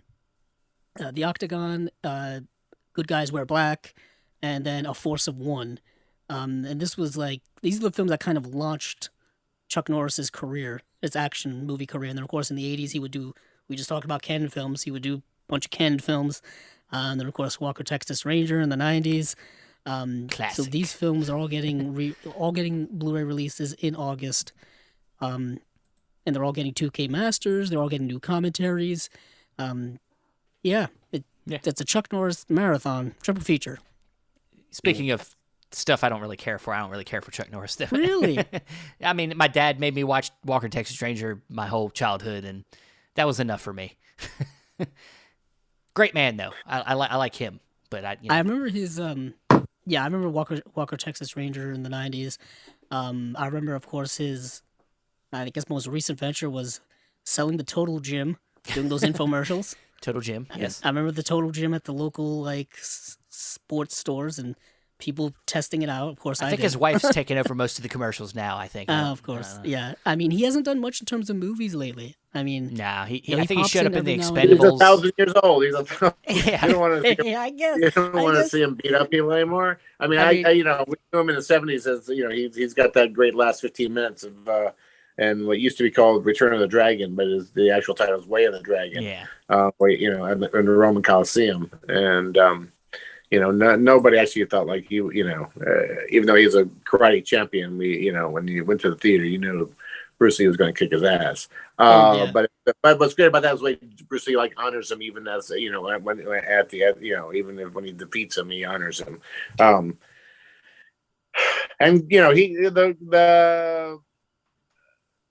Chuck Norris was a pioneering star in those days because Canon came up with a formula because of home video. They knew how much a Chuck Norris movie would pull in, and so they could pay Chuck Norris, I forget whatever his big movie star salary was at the time. They could pay him, whatever. Say they paid him $10 million to be in the movie. It was less than that. It was like $5 million to be in the movie. They also knew that they could just make the movie for $2 more million. Yeah. You know what I mean? So it didn't, it didn't really. They could have these star vehicles with a video kind of based star who get a big opening weekend, but they didn't have to spend it actually on quality of the film. And at a certain point, I think his brother is directing and producing and all those things too. So Yeah, there's a good documentary about Canon films. I think it's called The Good Boys, I believe. The Go-Go Boys. The Go-Go Boys, that's right, yes. Yeah. And I think MVD put out the release. It's a fun documentary. It goes through all that stuff. But they use that probably on Bronson as well. Pay Bronson. Yeah, correct. Oh yeah, for all the Death Wish sequels. Yeah. But those Bronson movies are surreal. The Bronson movies are I find them much more entertaining than the Norris pictures, because the Bronson movies are just kind of like those later Death Wish movies. I mean, he lives in this odd planet where you just walk out your door and there's people just are sitting out there waiting to rob you and kill you and rape you. It's just it's just insane. And he was so old, he wasn't, you're talking about Chuck Norris in movies now. Bronson wasn't even the guy doing the fighting. He would go like this, and they'd cut to the other shot. There'll just be like these arms for nowhere coming in and punching people in the face. It kind of reminds me of how Liam Neeson has gone with his career a little bit now, where he's just went to action pictures that are A little bit. I mean, I think that the difference with Neeson was he never saw. I don't think you could have predicted that if you were Yeah. like back 20 years ago. Bronson was always that action guy, even though he has acting chops, but he was always that action guy. It's always why he was changing up. It's I was talking the other day to someone about this. That's why he was wrong, even though it was the biggest hit, wrong to be cast in Death Wish. Because most people don't realize this, Death Wish was originally cast. I think it was going to be Sidney Lumet directing with Jack Lemmon. Mm. It was about a mild-mannered guy whose family gets taken from him, and he goes out into the street with a gun and he starts shooting people. Now, the first half of the movie, if you cast Charles Bronson as an architect is more jarring than Charles Bronson as the guy with the gun. You know what I mean? So it really is supposed to be about a worm turning as opposed to just the tiger being awakened. But you give the audience what they want, So that's how it became Michael Winner and Charles Bronson. Yeah, that's interesting. I didn't know about that, and I guess Eli Roth didn't really try to adapt it that way. He kind of he still picked Bruce Willis. He was like, we still got to go with the action guy. Yeah. I worked on that movie for 2 seconds, but did you? Yeah, there's nothing in there of ours. Oh, gotcha. Oh, gotcha. But moving on from there is a movie called Catch the Heat, also from 1987. This is a film that stars Rod Steiger. It's directed by Joel Silberg, whom I'm not familiar with his work. And it's, I don't know anything about this movie other than the cover is really, they're really going for that whole heat thing with a lot of fire in it. It's tons of fire. Tons of fire, tons of 80s hair, tons of it says a one woman strike force heats up the war on drugs. Catch the heat. I feel that's how they sold the movie. That sounds about right. Sounds about right. I want to see it. Oh, yeah. So moving on from there, moving way back to 1958, where it's a movie that I actually did get to see.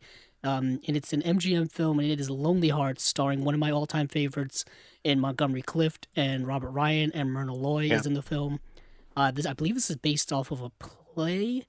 No, it's a short story. It's based off story. of it's the Nathaniel West, the guy who wrote Yes. Day of the Locust. It's about a reporter who gets the job writing the Lonely Hearts column for a newspaper, and kind of gets sucked into the depression of all these lonely people putting their problems on him, even though he doesn't know them personally. It's about the wear and tear. It's an interesting film. I mean, it's a great short story. Great short story. Yeah, there's a lot of the character has.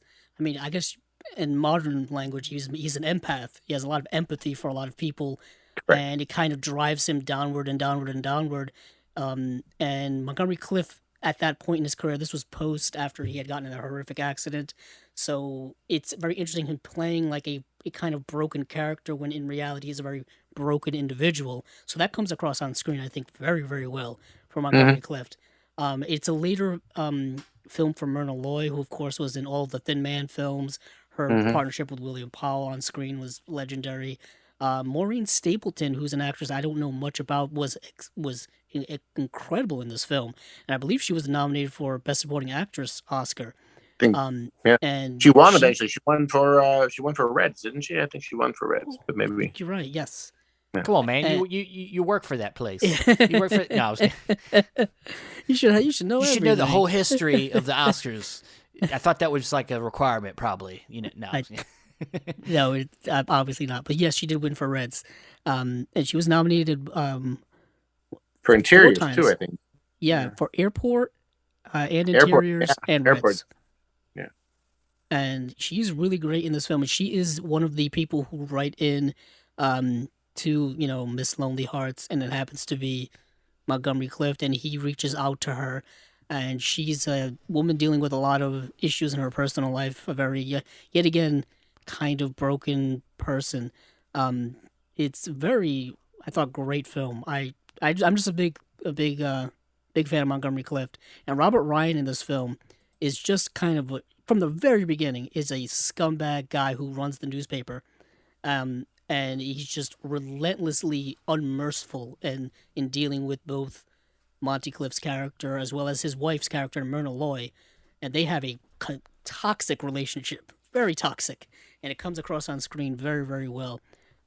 So yeah, that's one that's definitely on my radar. I'm glad to see a lot of the stuff that's in the MGM vault is getting released still. So that's great to see. I mean, I've been watching almost just tons and tons of Kino Lorber lately. My wife and I have been on a Marlene Dietrich kick, and we did yes. first we did this the Joseph von Sternberg movies, that box set from Criterion, which is flawless. But once we're going into more back catalog stuff, watch this thing called Angel with Marlene Dietrich. That was just stunning, and that was directed by Lubitsch, and it's just I really knew nothing about this movie, and it blew me away. Yeah. Song of Songs, another Dietrich movie that I just saw. Mamoulian directed it. That was pretty stunning as well. But if the out of the pile, the one that really jumped out at me was Angel, which if you've never seen it, it might be Dietrich's best performance. She's really quite incredible in the film. There's the early film I think it was the first film she did with von Sternberg, Blue Angel. Blue Angel. That's a different one. That's actually it's a different one. Yeah, different. That's great. That film is stunning. Yes, it is. Well, all those Sternberg movies are just. Yeah, I have the Criterion box set. It's a flawless set. Yeah, watching them back to back to back. Like I'd seen them all before, and I would be quite honest and say I appreciated it, but I didn't love them before. But somehow seeing them all as one, it really took it to another level for me. Like I became. I fell into that world, and I fell into her. And so literally, I think in the past 2 weeks, I've watched like 15 different Marlene Dietrich. Oh yeah. Once you go down that road, it's a hell of a journey. I love Shanghai Express. I think I've revisited that film most. It's got Annie Wong in it. Scarlet Empress is out of its friggin' mind. It's great. Yes. And Morocco's good. There's they're all pretty good. So so moving on, I guess more Kino, I guess we're on the Kino track, is Leviathan, in 1989, starring Peter Weller, Richard Crenna. This is getting a 4K UHD release and a brand new HDR Dolby Vision Master. This is kind of like a creature feature, directed by George P. Cosmatos, who directed Rambo First Blood Part 2, directed Tombstone. Yep. This is what I'm interested in. I haven't gotten to see it, but it's written by one of the screenplay writers from Blade Runner and Die Hard. Jerry Goldsmith's score too, man. Oh yes. Jerry Goldsmith's score always makes a movie look bigger and better than it has any right to. Yeah. Yeah. It's also shot by the same DP as Excalibur. So you're getting just a 1980s mesh of everyone in this movie working on this movie. And you have like Peter Weller, who's of course coming off of RoboCop at the time a few years earlier. Yeah.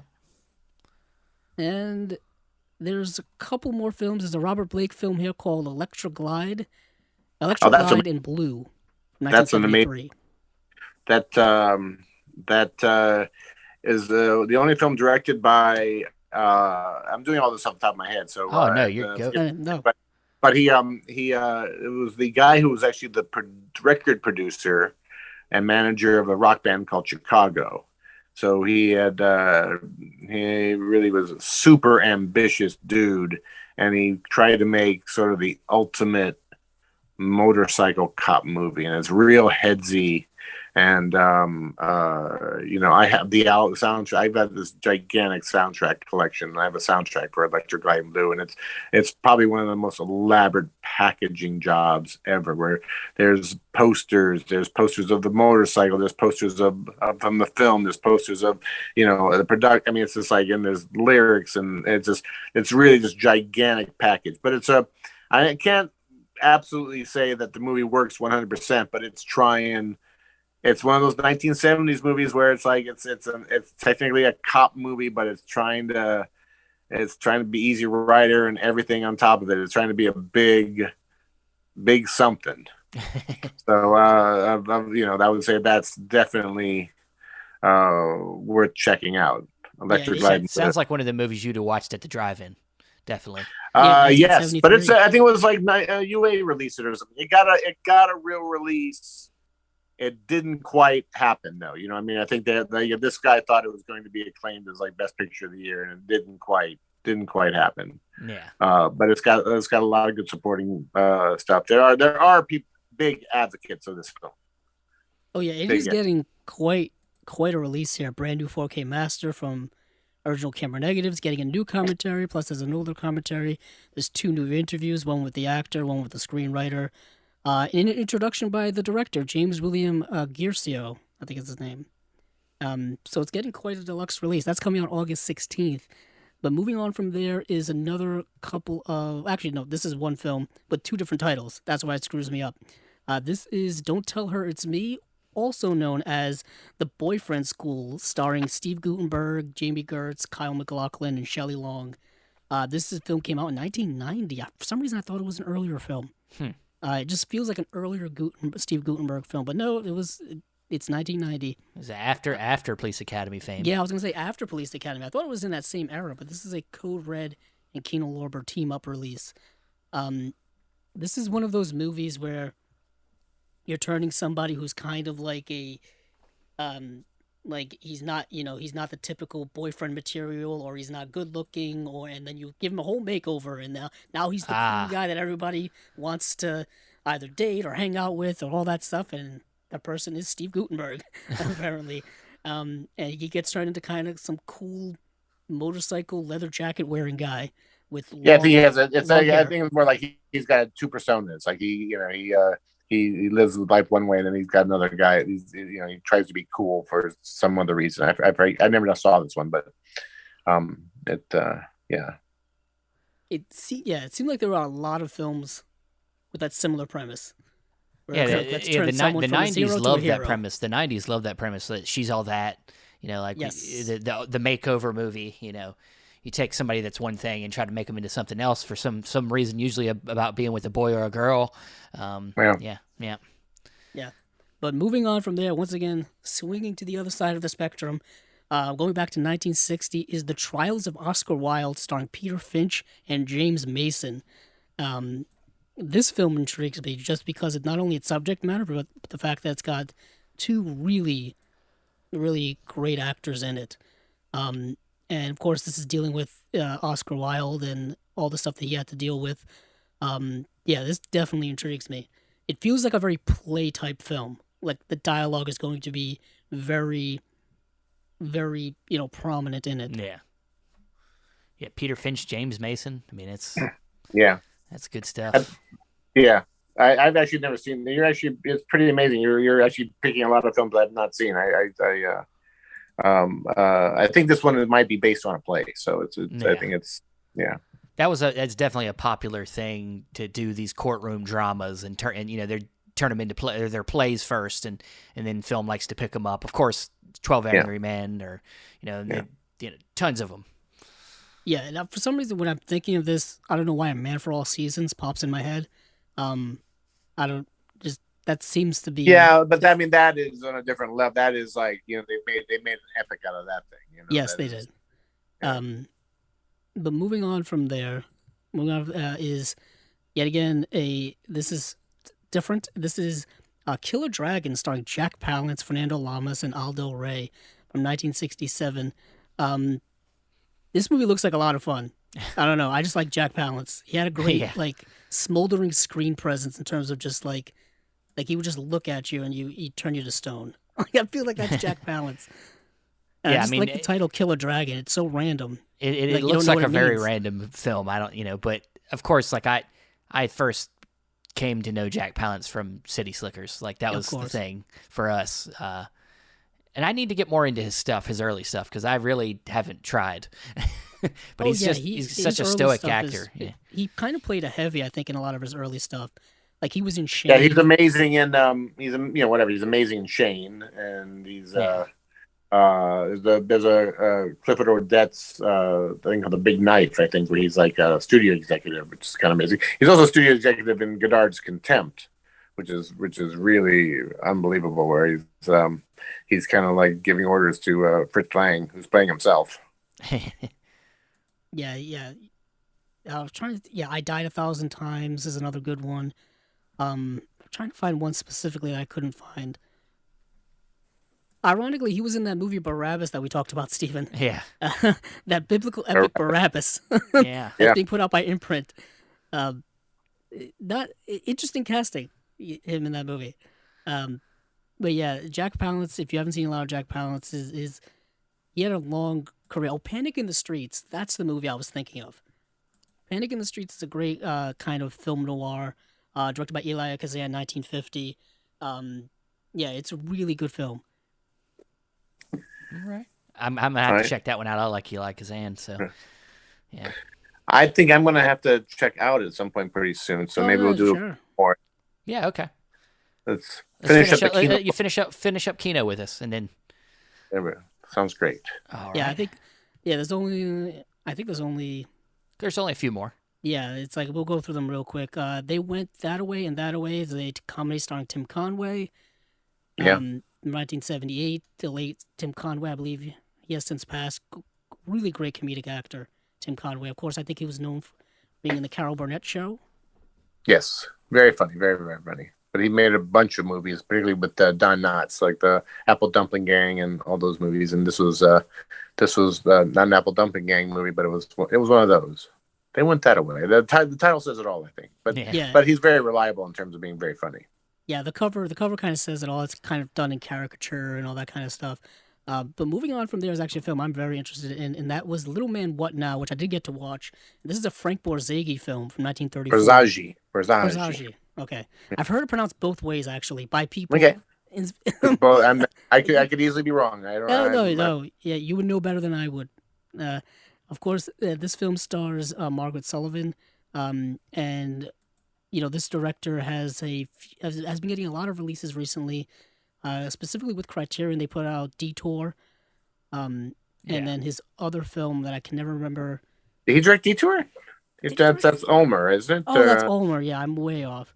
I'm thinking of another film. Yeah, I'll look him up while you guys continue. Yeah, he directed Seventh Heaven. He directed... Great movie. Yeah, Street Angel is another good film. Oh, it's a great movie of his that... I did watch one of his movies the other day, Desire, with Dietrich and Gary Cooper, which is unbelievable. It's very funny. It's almost like it feels very modern. Like I felt like with just 3 or 4 changes, you could turn it into a Sandy Bullock movie. Extremely clever from 1936. That was definitely one of my discoveries out of the Dietrich thing, and also one of my main discoveries of last year was a film called The Mortal Storm. Oh, with Jimmy Stewart. Yeah, and that's just a stunning movie about it can happen here, which sure can. Yeah. Once again, we're just building up Kino. Everybody's listening to this. He also bunch directed of Kino Farewell stuff. to Arms, starring Gary Cooper. He has a really large filmography. If you go to his IMDb, we're talking over 100 films. And he's pretty reliable, very reliable. Yeah, I think. Oh, History Is Made at Night. That's the film that Criterion released from 1937, starring Charles Boyer, and Jean Arthur, who was also one of my favorites. So that was the film that I remember, not Detour. But yeah, it's so great when you look up guys like this, where just they are hundreds and hundreds and hundreds of movies, and when you look at modern directors, it's like they've got oh my God, I love his work. He did 9 films. Literally 100 movies. Every time Michael Curtiz gets one of his movies gets re-released, I always mention that. Look at his it's him again. He's here. He's popping up again. He's got like hundreds of movies. He never stopped working throughout his career. I'm looking at Borzage, and there's 4 movies in 1940 alone. Yeah. It's that kind of thing. Constantly working. He also did a lot of acting as well. But speaking of Margaret Sullivan, there's another Margaret Sullivan film, as well as starring Jimmy Stewart and Ray Milland, in Next Time We Love from 1936. This is another one of those kind of pre-World War II 1930s films.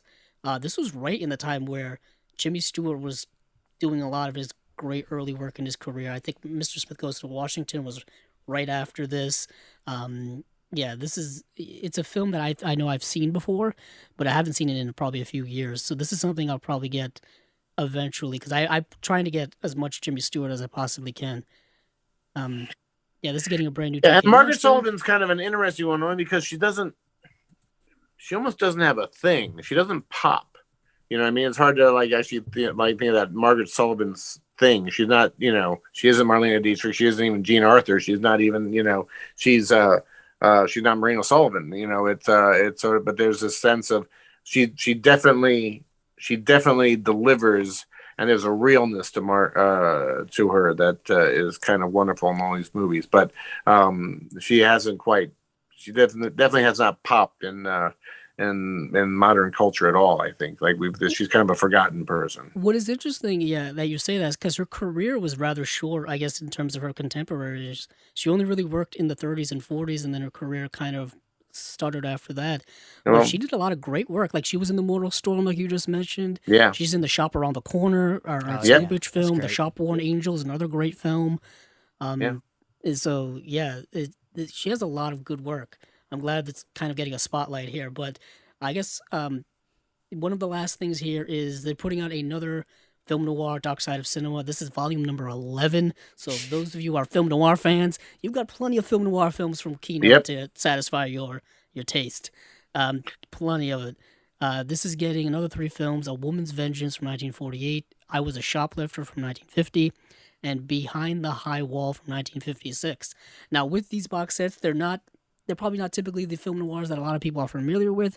So a lot of stuff here is probably maybe even more kind of B movie film noir level stuff. But still, if you're a fan of the genre and you've gone through a lot of the higher stuff, you may want to dig down deeper into these box sets because that's where a lot of the good stuff is. Yeah, no, I would second that. I don't know any of these movies, but those noir is one of those reliable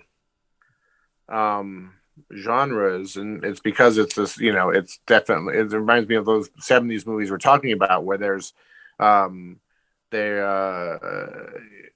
it's a kind of a weird reaction to the times, and there's a negativity to it, and there's a sadness to it that you just don't see in other kinds of movies. And so sometimes it's these bottom of the barrel ones that are actually much more interesting than the studio pictures, because it's like, whoa, this is Yeah, there was Indicator puts out a bunch of these sets too, film noir sets, and they got one that we discovered in there called "Don't Take Sweets from Strangers." Yes, it's Candy great. From Strangers, that's insane. That's insane. Yeah, I feel like that's the cool thing about the noirs. I feel every couple of years, this is what your previous guest Eddie Miller is a master of. Every couple of years, it's like, wait a second, what's that movie? Oh my god, it's essential. Oh yeah, you're always whatever. I did and this is now in the canon. I feel like 10 years ago it wasn't in the canon, but Murder by Contract, which is just, I did the Trailers from Hell from that, and that's on one of those big box sets too. And this is like, that's just like, I can't think of life without Murder by Contract. No. Right, and it felt like at the time when it came to film noir, like any kind of genre, every studio was trying to jump on the craze. Like you got Columbia, Universal, Warner Brothers was doing this stuff. RKO at the time, I'm pretty sure was doing some film noir stuff as well. So it's like when you get to modern day, it's like there's this whole catalog out there that you have to pick from all these different places. And it's just great if you're a film noir fan. It's just endless amount of films seemingly. Yep. But wrapping things up here for Kino is it's another re-release. It is Escape from Alcatraz, getting a 4K UHD re-release. This is the Clint Eastwood film directed by Don Siegel, who directed Dirty Harry, as well as a bunch of other Clint Eastwood films in the 70s. And this is a film that's been released on Blu-ray a couple of times before. I think it was just a re-release released by both Paramount and Warner Brothers, I think. I'm not quite sure. But this has gotten this has been making its way around. I'm curious to see how this is going to look. I really enjoyed this film. Steven, have you ever seen it? Larry, Oh have you yeah, ever seen it? My dad. Oh yeah. tons of Clint Eastwood. Yeah. Well, Yeah. it's just terrific. I mean, I haven't seen it. I'll be quite honest, I haven't seen it since the original release, but I can't imagine it not holding up fairly well. Yeah. Mm. Yeah. I love I love a good prison film. Yeah. I made a New Year's resolution this year, which I usually don't do those kind of things, but I wanted to watch. I wanted to read all of John Updike's Rabbit series, which is 4 books and a novella, and I'm currently on a novella. But what's great is books are written 10 years apart and kind of try to capture sort of the American life in each one of those decades, and so. And there's constant pop culture references, what this guy is watching on TV or when he's driving around his Toyota dealership and stuff like this. But it always seems like once or twice in the novels, they'll a book, he'll drive by a movie marquee or something, and I was reading the other day, and it's like there's Escape from Alcatraz. He made it to the John Updike book, so Awesome. Yeah. Well, Larry, thanks for joining us, man. Yeah, it was fun. Yeah, thanks for hanging with us. Yeah, I saw this going one way and it went a whole other way, and I loved it. Oh, good. Yeah, good. Because a lot of times we have guests on, and they don't feel comfortable talking about just random movies that they weren't ready for, but you hung with us really well. I mean, you're just encyclopedia of knowledge. So yeah, and it's really funny because I kind of felt like I wasn't quite encyclopedia enough. I feel like because of the randomness of it all. I actually didn't have, it's like I was shocked how many times. It's very hard to actually mention a bunch of movies that I have not seen, and for some reason I was having a bad day at the tables here. Vegas I would have walked away, but you guys were going for number 1 with a bullet. Well, goddamn it, I didn't see fucking number 1 with a bullet.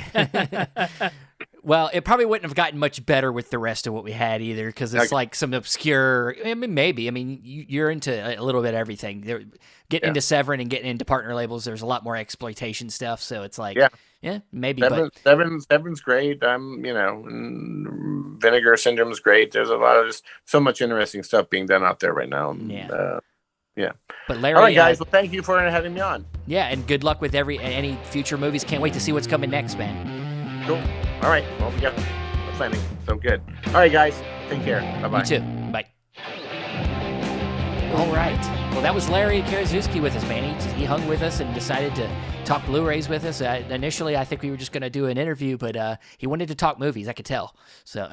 Yeah, very cool. Very cool. So we are finished up with Kino, and I guess we'll move along to Severin. And Severin has been busy lately because they're getting ready for their mid-year sale, which is coming up very, very soon. I think isn't it coming up this week? I think I believe it starts this coming Friday, the 10th. Maybe. Okay. I believe. I could be wrong. Yeah, so they've been really busy. We talked a little bit about them last week with their big box set that they just put out, but of course that's not the only thing that they've been up to. They've been going to horror conventions and all this kind of stuff. But they've been, there's a couple of more stuff we want to talk about here. There's a movie called Blood Hunt, which is another one of their mid-year sale titles, which I think is going to debut at their sale. And then there's another film here called Libido, which is also, I think, going to premiere at the mid-year sale as well. And it's from the screenwriter of classics that include So Sweet, So Perverse, which I think is part of that Umberto Lenzi set, if I remember. Yeah. And Ernesto Gastaldi is the director of Libido.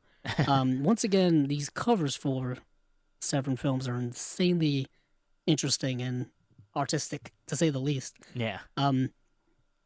So, Stephen, I know obviously we didn't get a chance to watch either of these films, but I just was curious that what you're thinking about. Blood Hunt looks interesting because it's from its description, it's got some of that kinky stuff, kinky genre, which is like youth and revolt type of stuff mixed with, like it says, like an American style revenge story, and it's a Spanish film, and I've always wanted to get more in. I like getting more into the Spanish films because I'm just way behind on it, but and they put out a few.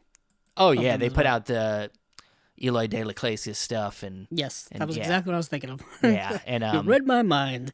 so yeah, there's a lot of that's the one. I mean, I don't know much about the other one, but Blood Hunt is the What a one I'm great title, kind of though. yeah. What a great title. But there are a couple of other titles that we haven't really gotten to talk about.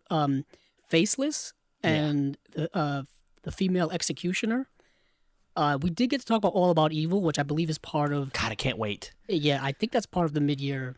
Yeah, it's part of the menu. I don't think it's up on their website yet. No, it'll get released. They like to do it a little differently, where they slowly show you like week by week a couple new titles, and then it's all ready for when the sale goes. When the sale starts, it'll all pop up on there. All About Evil, I think, is circled and starred and highlighted for I think both you and I. Yes, it's amazing. That's gonna be definitely something we got to check out. We got to get. So that's a little bit of catching up on Severin. Moving on from Severin, actually, while we're here, we might as well jump into this because they revealed this 2 hours ago. Another thing for the mid-year sale, there's going to be 2 Jess Franco upgrades. Oh, okay. Of upgrades to 4K UHD. Wow. So they're getting on Blu-ray releases. Oh, I was gonna say, wow, confused. they went for the 4Ks. Because when you look at them, they have black cases, and typically black cases are the 4K UHD cases. So that's why it threw me off. But no, there's 2 Jess Franco upgrades. Macumba Sexual and Mansion of the Living Dead make their worldwide Blu-ray debut on June 10th, which is when the sale starts. And this is directly on their Facebook page. They just got announced 2 hours ago as of this recording. So that's kind of cool. So more Jess Franco. Yeah. And we're going to talk a little bit more Jess Franco very, very quick, very, very soon. Because there's another Jess Franco title being put out by someone else. I guess we'll go to there now.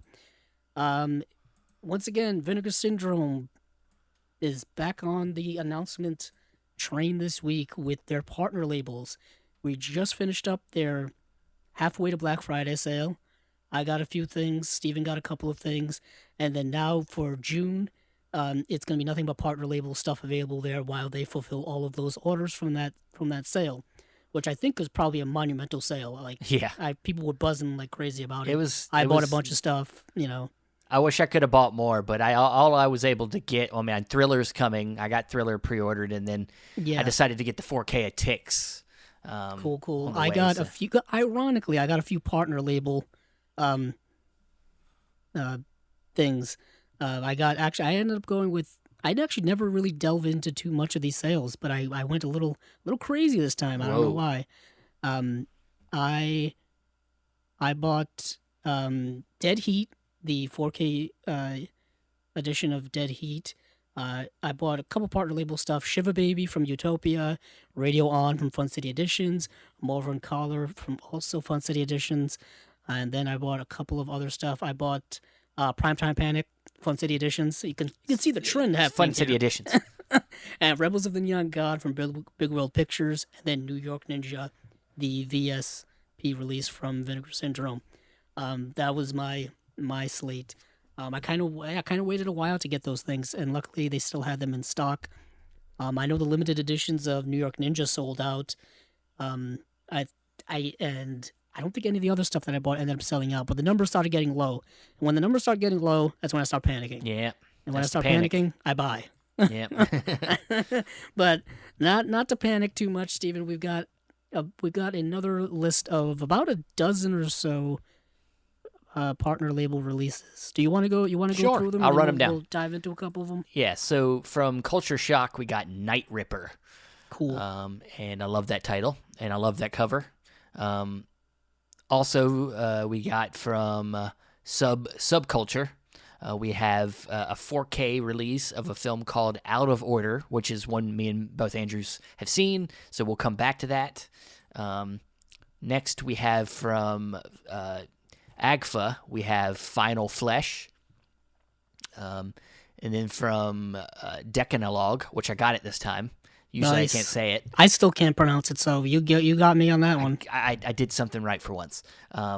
This is one that is a straight. I'm going to probably go ahead and order it this coming week, and that is a film called Air Doll, which is directed by Hirokazu Koreeda. one of my favorite filmmakers. It's a big one. It's a big one. Whenever it popped up, I was like, holy shit. I think at this point, whenever his films get a Blu-ray release, at least here in the States, you've got to you got to jump on it because it doesn't happen very often, apparently. Yeah. I mean, didn't Shoplifter still not have a release Shoplifter here? still doesn't have a Blu-ray release here. It's been since 2018. Yeah. and it played in America. It played everywhere. Yeah, I actually went and saw this film at a film festival in America. And what the hell happened? Like, I don't know. Yeah, I have no idea. Yeah, it came out 2018. It was available on streaming, all that stuff. We bring it up every time because I'm still pissed off. We've been doing this for what, a year and year and a half almost? now, and it still doesn't have a release. Come on, guys. Come on now. But get it together. Yeah. Moving on, Dark Star Pictures is going to put out a film called Potato Dreams of America, which, of course, Potato Dreams. I don't know what it means. I actually got to see it. I'll talk about it. Oh, did you? Okay, I can't wait to hear about it. From Saturn's Core Audio and Video, we have Red Lips. And then from Factory 25, we have Superior.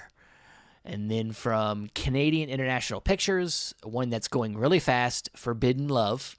And that seems to be the thing with Canadian International Pictures. Their stuff's going quick. Yeah. Actually, something that did end up selling out during the sale was Buster Keaton Rides Again. At least the limited edition did with the slipcover. And that was selling out fast even before the sale happened. Oh, yeah. Next from Deaf Crocodile, we have The Time-Bending Mysteries of Sharam McCree. I probably messed that up, but I did my best. That sounds about right. Next from TerraVision. What's that? I was going to say, that sounds about... If you're worried about the pronunciation, that sounds about right. Okay. All right. Well, I'm going to go with that. I'm having a good day today. Got to roll with it. I'm having a good day today. I know. Partner label TerraVision, which is our Brad Henderson, one of the producers over there's partner label. He's putting out an edition of Video Violence and Video Violence 2, which I was able to watch the first one, so we'll come back to that. Oh, okay. I watched both. Yeah. Oh, well, go to hell, Andrew. Go to hell. But partner label Pulp Video, you're going to have to help me with this one. Je bro de Pardue. Oh, that's damn good, Steven. Really? Damn. I mean, yeah, it's. I've heard you butcher things worse. So okay, look, I think I'm being good. possessed, guys. I think I'm possessed by somebody. Yeah, I don't know what's going on. I know what's here. going on. Rule de Patu. There is an English translation to that. So don't worry if for those of you who are wanting to translate it. You're not going to have to because I've done it for you. It is actually an adult film, so it's kind of tough to track it down. Okay. Just to see where it was on Letterboxd, but it's called "Burning Up Inside" is the English translation. Gotcha. Well, that sounds very very sexy. Burning up inside. Or it's a horror film, by the way. Okay. All right. Maybe it means something else that I thought. Actually, it does. Now that I'm reading the description of it, it sounds more like a horror film. Okay. Well, next from Altered Innocence, we have Apocalypse After instead of Apocalypse Now. So I guess this is the sequel. I'm just kidding. Yeah, that's an interesting release I want to talk about because it's not only that film, but it's a collection of short films from that specific director. Yeah. All right. Well, the last one we have here is from Utopia Distribution. We have Strees. I can't. I think it's Styrene. Styrene. See, I got cocky, and now I fucked up this last one. I could be wrong too. Well, mine was stumbled. So Polystyrene, Styres. I am a cliche. Is the last one here. So. All right, where you want to start? So let's start with the stuff that we actually got to see. So out of order. Yeah, out of order stuff we both got to watch. This is a German film, I believe, from 1984 called Out of Order, and it's one of those films where you've probably heard this premise before. It's been done numerous times. People get stuck in a specific place, and they've got to figure out a way to get out of it. Yeah. In this specific instance, it's 4 people stuck on an elevator in an apartment complex, I believe, and they're trying to figure out a way to get out of it. And there's 3 guys and a woman The one woman and one man are they're kind of like a couple, I guess. And there's another one who's kind of like a young dude, and then there's this older gentleman. But this is actually a 4K UHD release, so that's kind of awesome. Because I think I watched a standard def version of it online somewhere. And so it was a really good film. There was a lot going on in it other than just that basic kind of thriller premise that I was just describing. It's a film that I also think is dealing with a lot of themes in terms of like masculinity and as well as, the male ego and stuff like that, because the younger man and the older gentleman start fighting to be the alpha male of who's going to figure shit out. And they just go at each other and verbally and physically and all this kind of stuff. And I'm watching the movie and I'm like, you guys got to stop. You got to survive this thing. What are we doing here? But it's a really good film. It's a tight, like I think 90-minute film. The third act is rather thrilling. A little, takes a little, how do I want to say this, Steven? I don't breaches reality. You know what I mean? Like, yeah. There are some injuries that people get where I'm like, these people would have been dead if this was a real situation. But what did you think of it? Oh, I liked it. Yeah, it's. I love films that are in like one location, like this, and it starts. The way the film starts too is it just kind of gets you right into it. Like it doesn't waste time. It starts off with the repairman who obviously didn't know what the fuck he's doing, and he doesn't give a shit, and so he's just leaving. And as he's leaving, this guy that's just trying to get on an elevator, he goes through the door and there's no fucking elevator there, and he almost falls in, and he's just trying to not die, and then suddenly, of course, the elevator is starting to move, and he has to get out of the way before it kills him, and it starts right in, it gets right into it, and I love it. Oh yeah. And the idea is that like the elevator repairman, as like he just like leaves for the weekend. He's like, I'll finish this on Monday or something, and I'm like, maybe you want to finish this now, or maybe someone needs to put up an out of order sign, or he really doesn't go far enough. Close the elevator down or something. Yeah. Because they just kind of leave this elevator without telling people that it's not working properly, and these people just get stuck there. It reminded me a lot of the film Frozen. Obviously, different scenario, different place, different scenario. Yeah, the one entirely. where they get stuck on the ski lift. Not the Disney Frozen.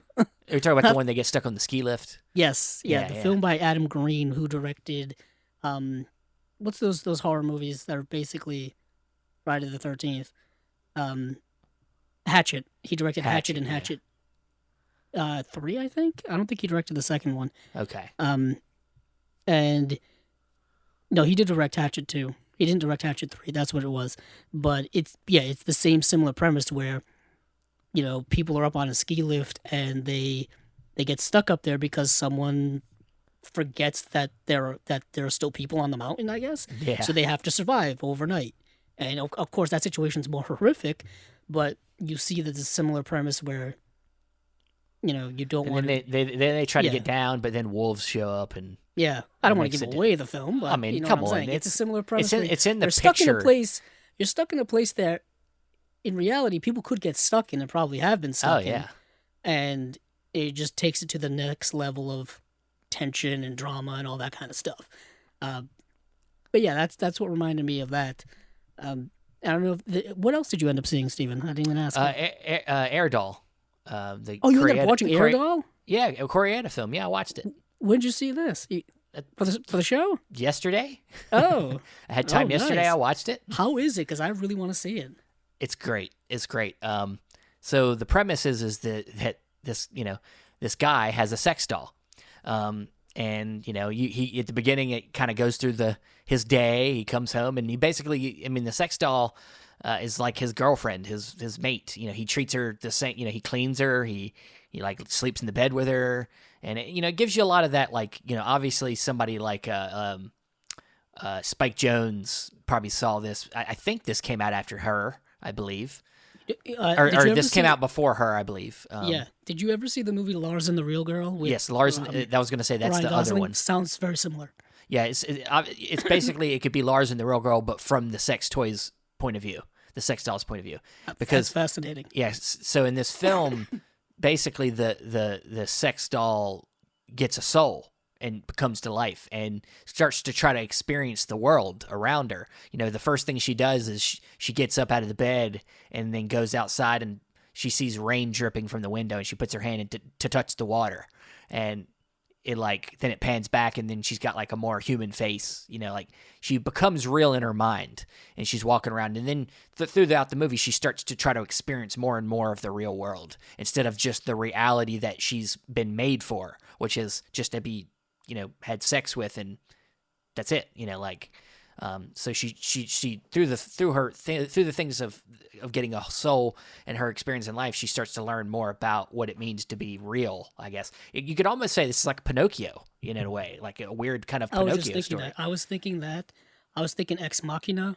Yeah, Ex Machina. You could see, except that it doesn't turn into some like I want to take a, I want to get out. Goes you know, to a whole new different level. Yeah, More horrific level. More. Yeah, but it's still playing on the same idea.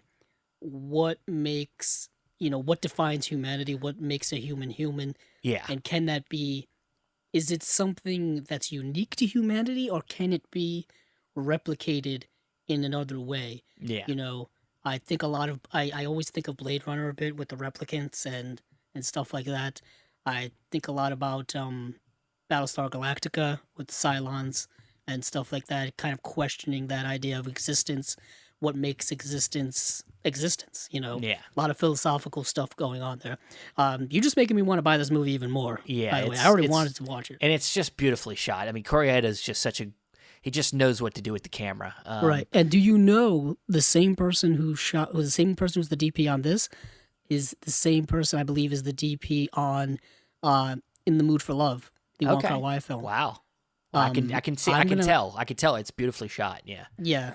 It sounds like it's just a gorgeous film. It's definitely on the wavelength of one of Koreeda's more fantastical movies.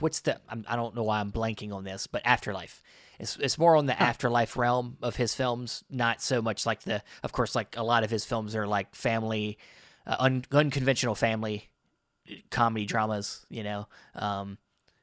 And there's tons of good ones of that, but this is more on his, and you know, obviously fantasy has a little bit of a fantasy element to it, and it's great. It's great. I can't wait to get it. That's really cool. That's awesome. That sounds like the one that's a really, you know, the one it's that a must get, and I think it's a must get, and I do think Out of Order is a must get. I think Out of Order is really good too. So. Yeah, I think Out of Order is also probably a must get as well.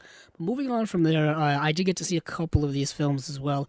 The Polystyrene, I Am a Cliche is a documentary that is actually available to watch right now if you have Showtime, or if you have Showtime Anytime through your cable provider, or if you have Canopy.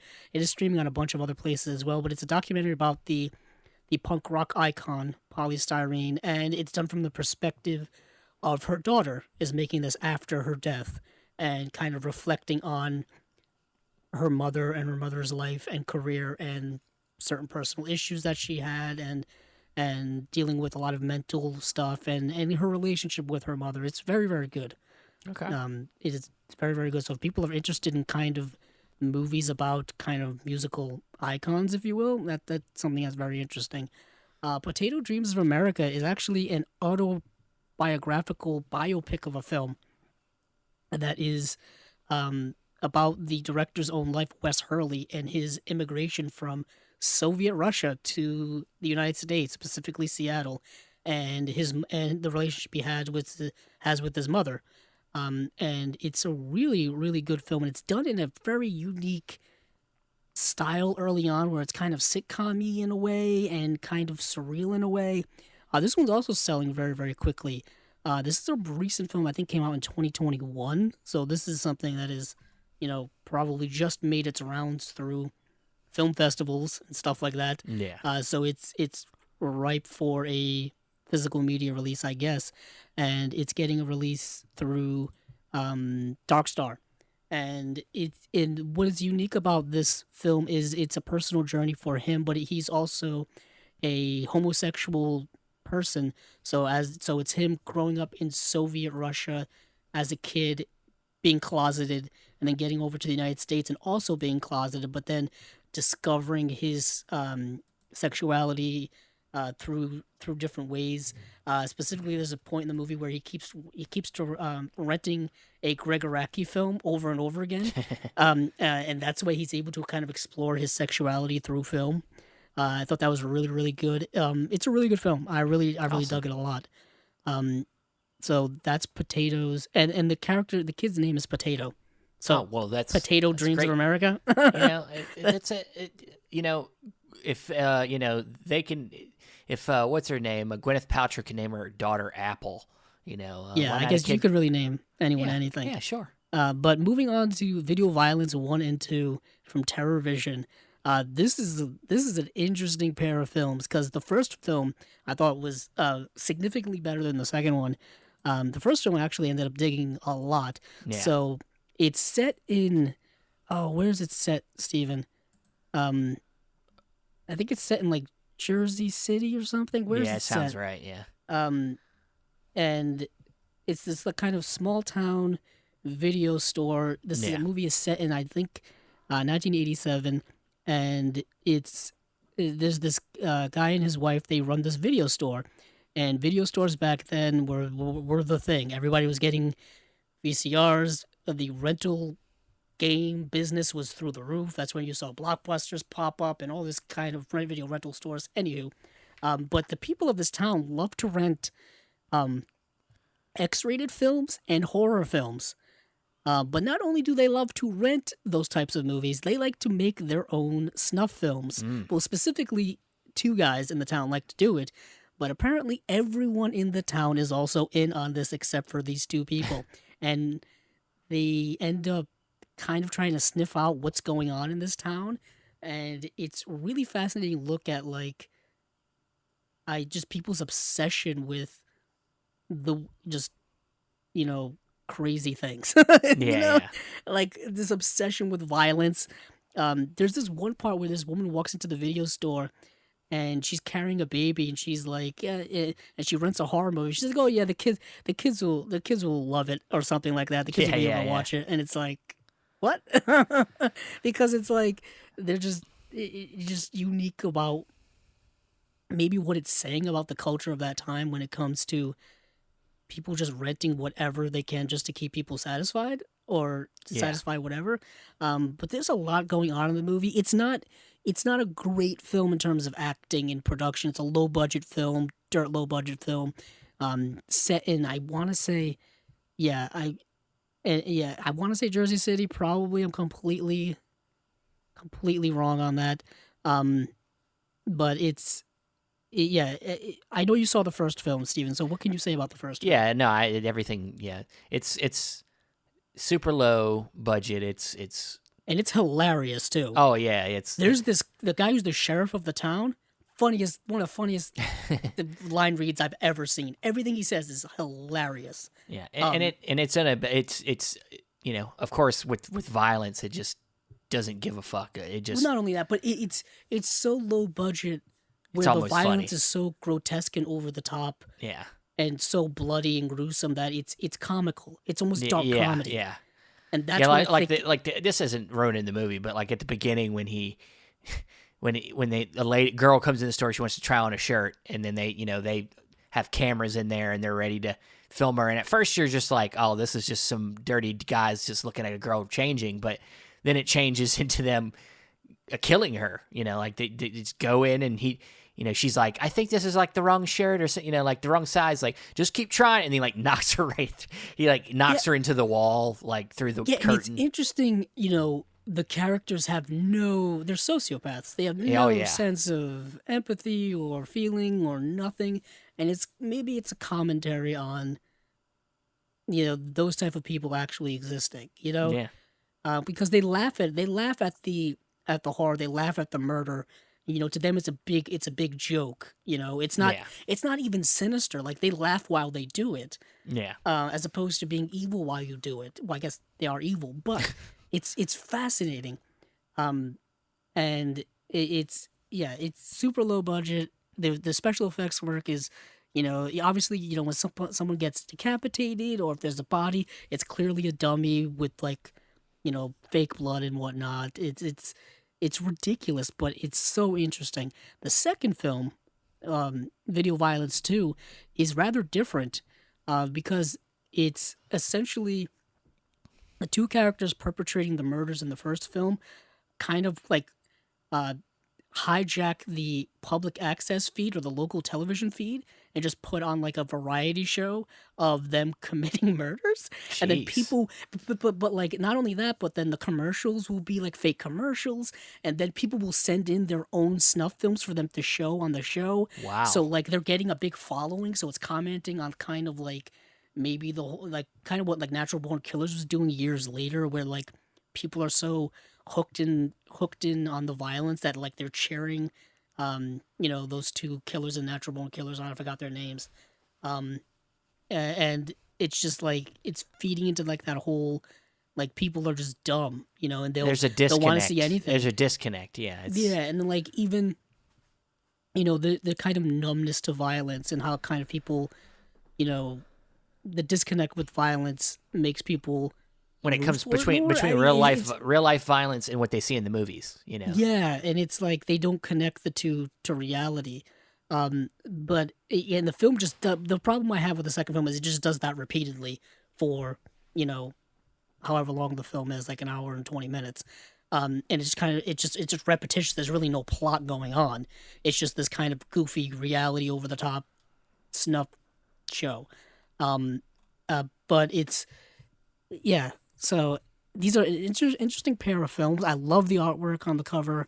I really dug the first film a lot. Like I thought it was actually good. Yeah, Both films are directed by Gary P. Cohen. It is getting it's a 2-disc set. Archival interview with Gary Cohen, new interview with Paige Price, new interviews with a couple of other people, and another interview with someone else. Yeah. I think this is one of like shot on video type of films. Oh yeah. Because it looks like it was. Definitely. So moving on from there, I don't. What else did I want to talk about? Oh yeah, the Apocalypse After. This is actually a set of short films by this director. Bertrand Mandico. Mandico, I believe is the name. These are short films that from 1998 to 2018, and there's quite a few films on here. There's 1, 2, 3, 4, 5, 6, 7, 8, 9, 10, 11. I think 11 films on here.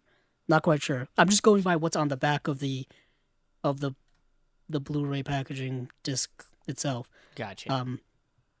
So that I wanted to point out, because if you're wondering why it's $21.99 and the rest are all like closer to $30, is because they're all short films. Yeah. That's why. And Je Brûle de Partout, which Stephen magically got close to pronouncing correctly, is a Jess Franco film. That's the Jess Franco connection. Nice. With the Severance stuff we were just talking about. And it's a Jess Franco film of 1978. I think it's one of his adult films. Okay. And the reason why I say that is because when you go to Letterboxd, the poster is blurred out. That's usually indicating of what it is. It's definitely a horror film. Okay. Yeah, it's dealing with like drug trafficking and drugging people and usual Jess Franco crazy sexual stuff. I'm assuming so. I'm sure David Gregory at Severin wishes he had this. And a lot of Jess Franco stuff is getting released this year. Again, through not only Severin but also apparently Vinegar Syndrome as well. Yeah. So, Steven, is there anything else that's looking good to you? Night Ripper is a film that's kind of like it's another take on the whole Jack Ripper murders. Forbidden Love, the Canadian International Pictures one, the one that you're talking about, is already down to like under 500 copies, so that's going fast. This is actually a documentary from 1992 where it's interviewing, I believe, 10 women who were, they were being gay during the 40s, 50s, and 60s, and they're going through, or maybe it was like the 80s and 70s, 60s, 70s, and 80s. Either way, it's just them discussing the culture of the LGBTQ plus community during specific decades, during their lifetimes, and getting an inside look at that whole underground culture and the literature of the time and the entertainment and all this kind of stuff that was emerging in the 50s, in the 60s, in the 70s, all that kind of stuff. So I think that's why it's selling so well. And sounds like it should have been an alternate Innocence title, but I guess because it's Canadian, Yeah, but I guess because it's Canadian. Also, apparently, if you're in Canada, this is actually considered an educational film. Oh, so you okay. can watch it for free, I think, That's in great. Canada. That's great. Unfortunately, Steve and I aren't in Canada. We're not Canadian. We weren't no. able to see it. And I hunted for the film to try to watch because I really wanted to see it. But that's one that's selling really, really fast. And then finally here, The Time-Bending Mysteries of Shalram Mokri are a couple of films directed by Shalram Mokri, who is an Iranian filmmaker. Okay. There are films in here, I think Fish and Cat, or Cat and Fish, and Careless Crime, and a couple of other films. I think, yeah, he has a bunch of different influences like Jim Jarmusch and stuff like that. And I know Albras Kiarostami. Oh yeah, they've mentioned him here in the description as well. So I'm very curious to see what's in this. I think this is a 4-film set. There's at least 4 discs, and there's interviews with the film director.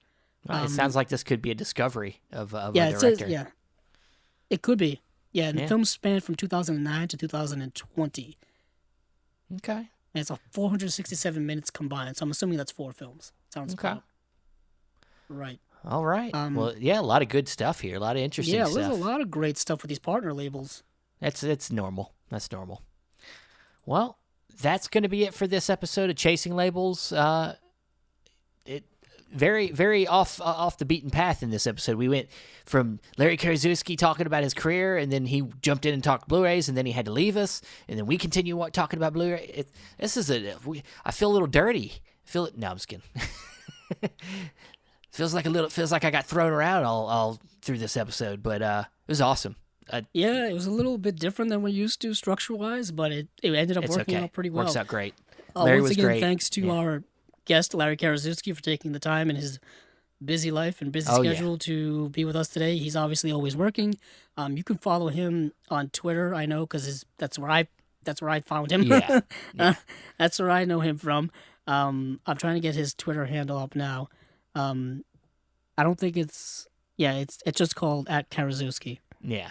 You're gonna have to look that up to spell it because it's it's how it sounds. It's how it sounds. Yeah, but there's an SZ in there. Yeah. So yeah, he's done a lot of great work, and we got to talk a little bit about his work. And of course, he's a big film fan, and for those of you at home, you couldn't see, but he had tons and tons of movies on shelves behind him. Wall of Blu-rays and DVDs. Yeah. And stuff we didn't get into. He is a governor, but on the board of governors at the Oscars. I kind of hinted at that at one point.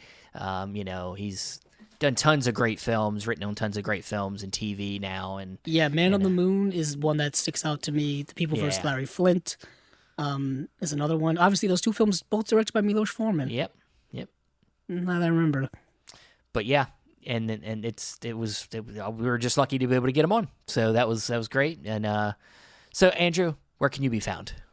You can find me on Twitter @Capzilla06, as well as our YouTube channel, Chasing Labels. And you can find me on Facebook, Stephen Billings. You can also find me at the other Chasing Labels pages, whether it be our Twitter, @Chasing Labels, or Instagram, Chasing Labels Pod. You can also find me on my Letterboxd, @Chasing Labels. And you can find the audio for the podcast on Podbean, Apple Podcasts, Stitcher, Spotify, and other places. Thanks again for listening. And hey, keep on watching them movies. I know I will.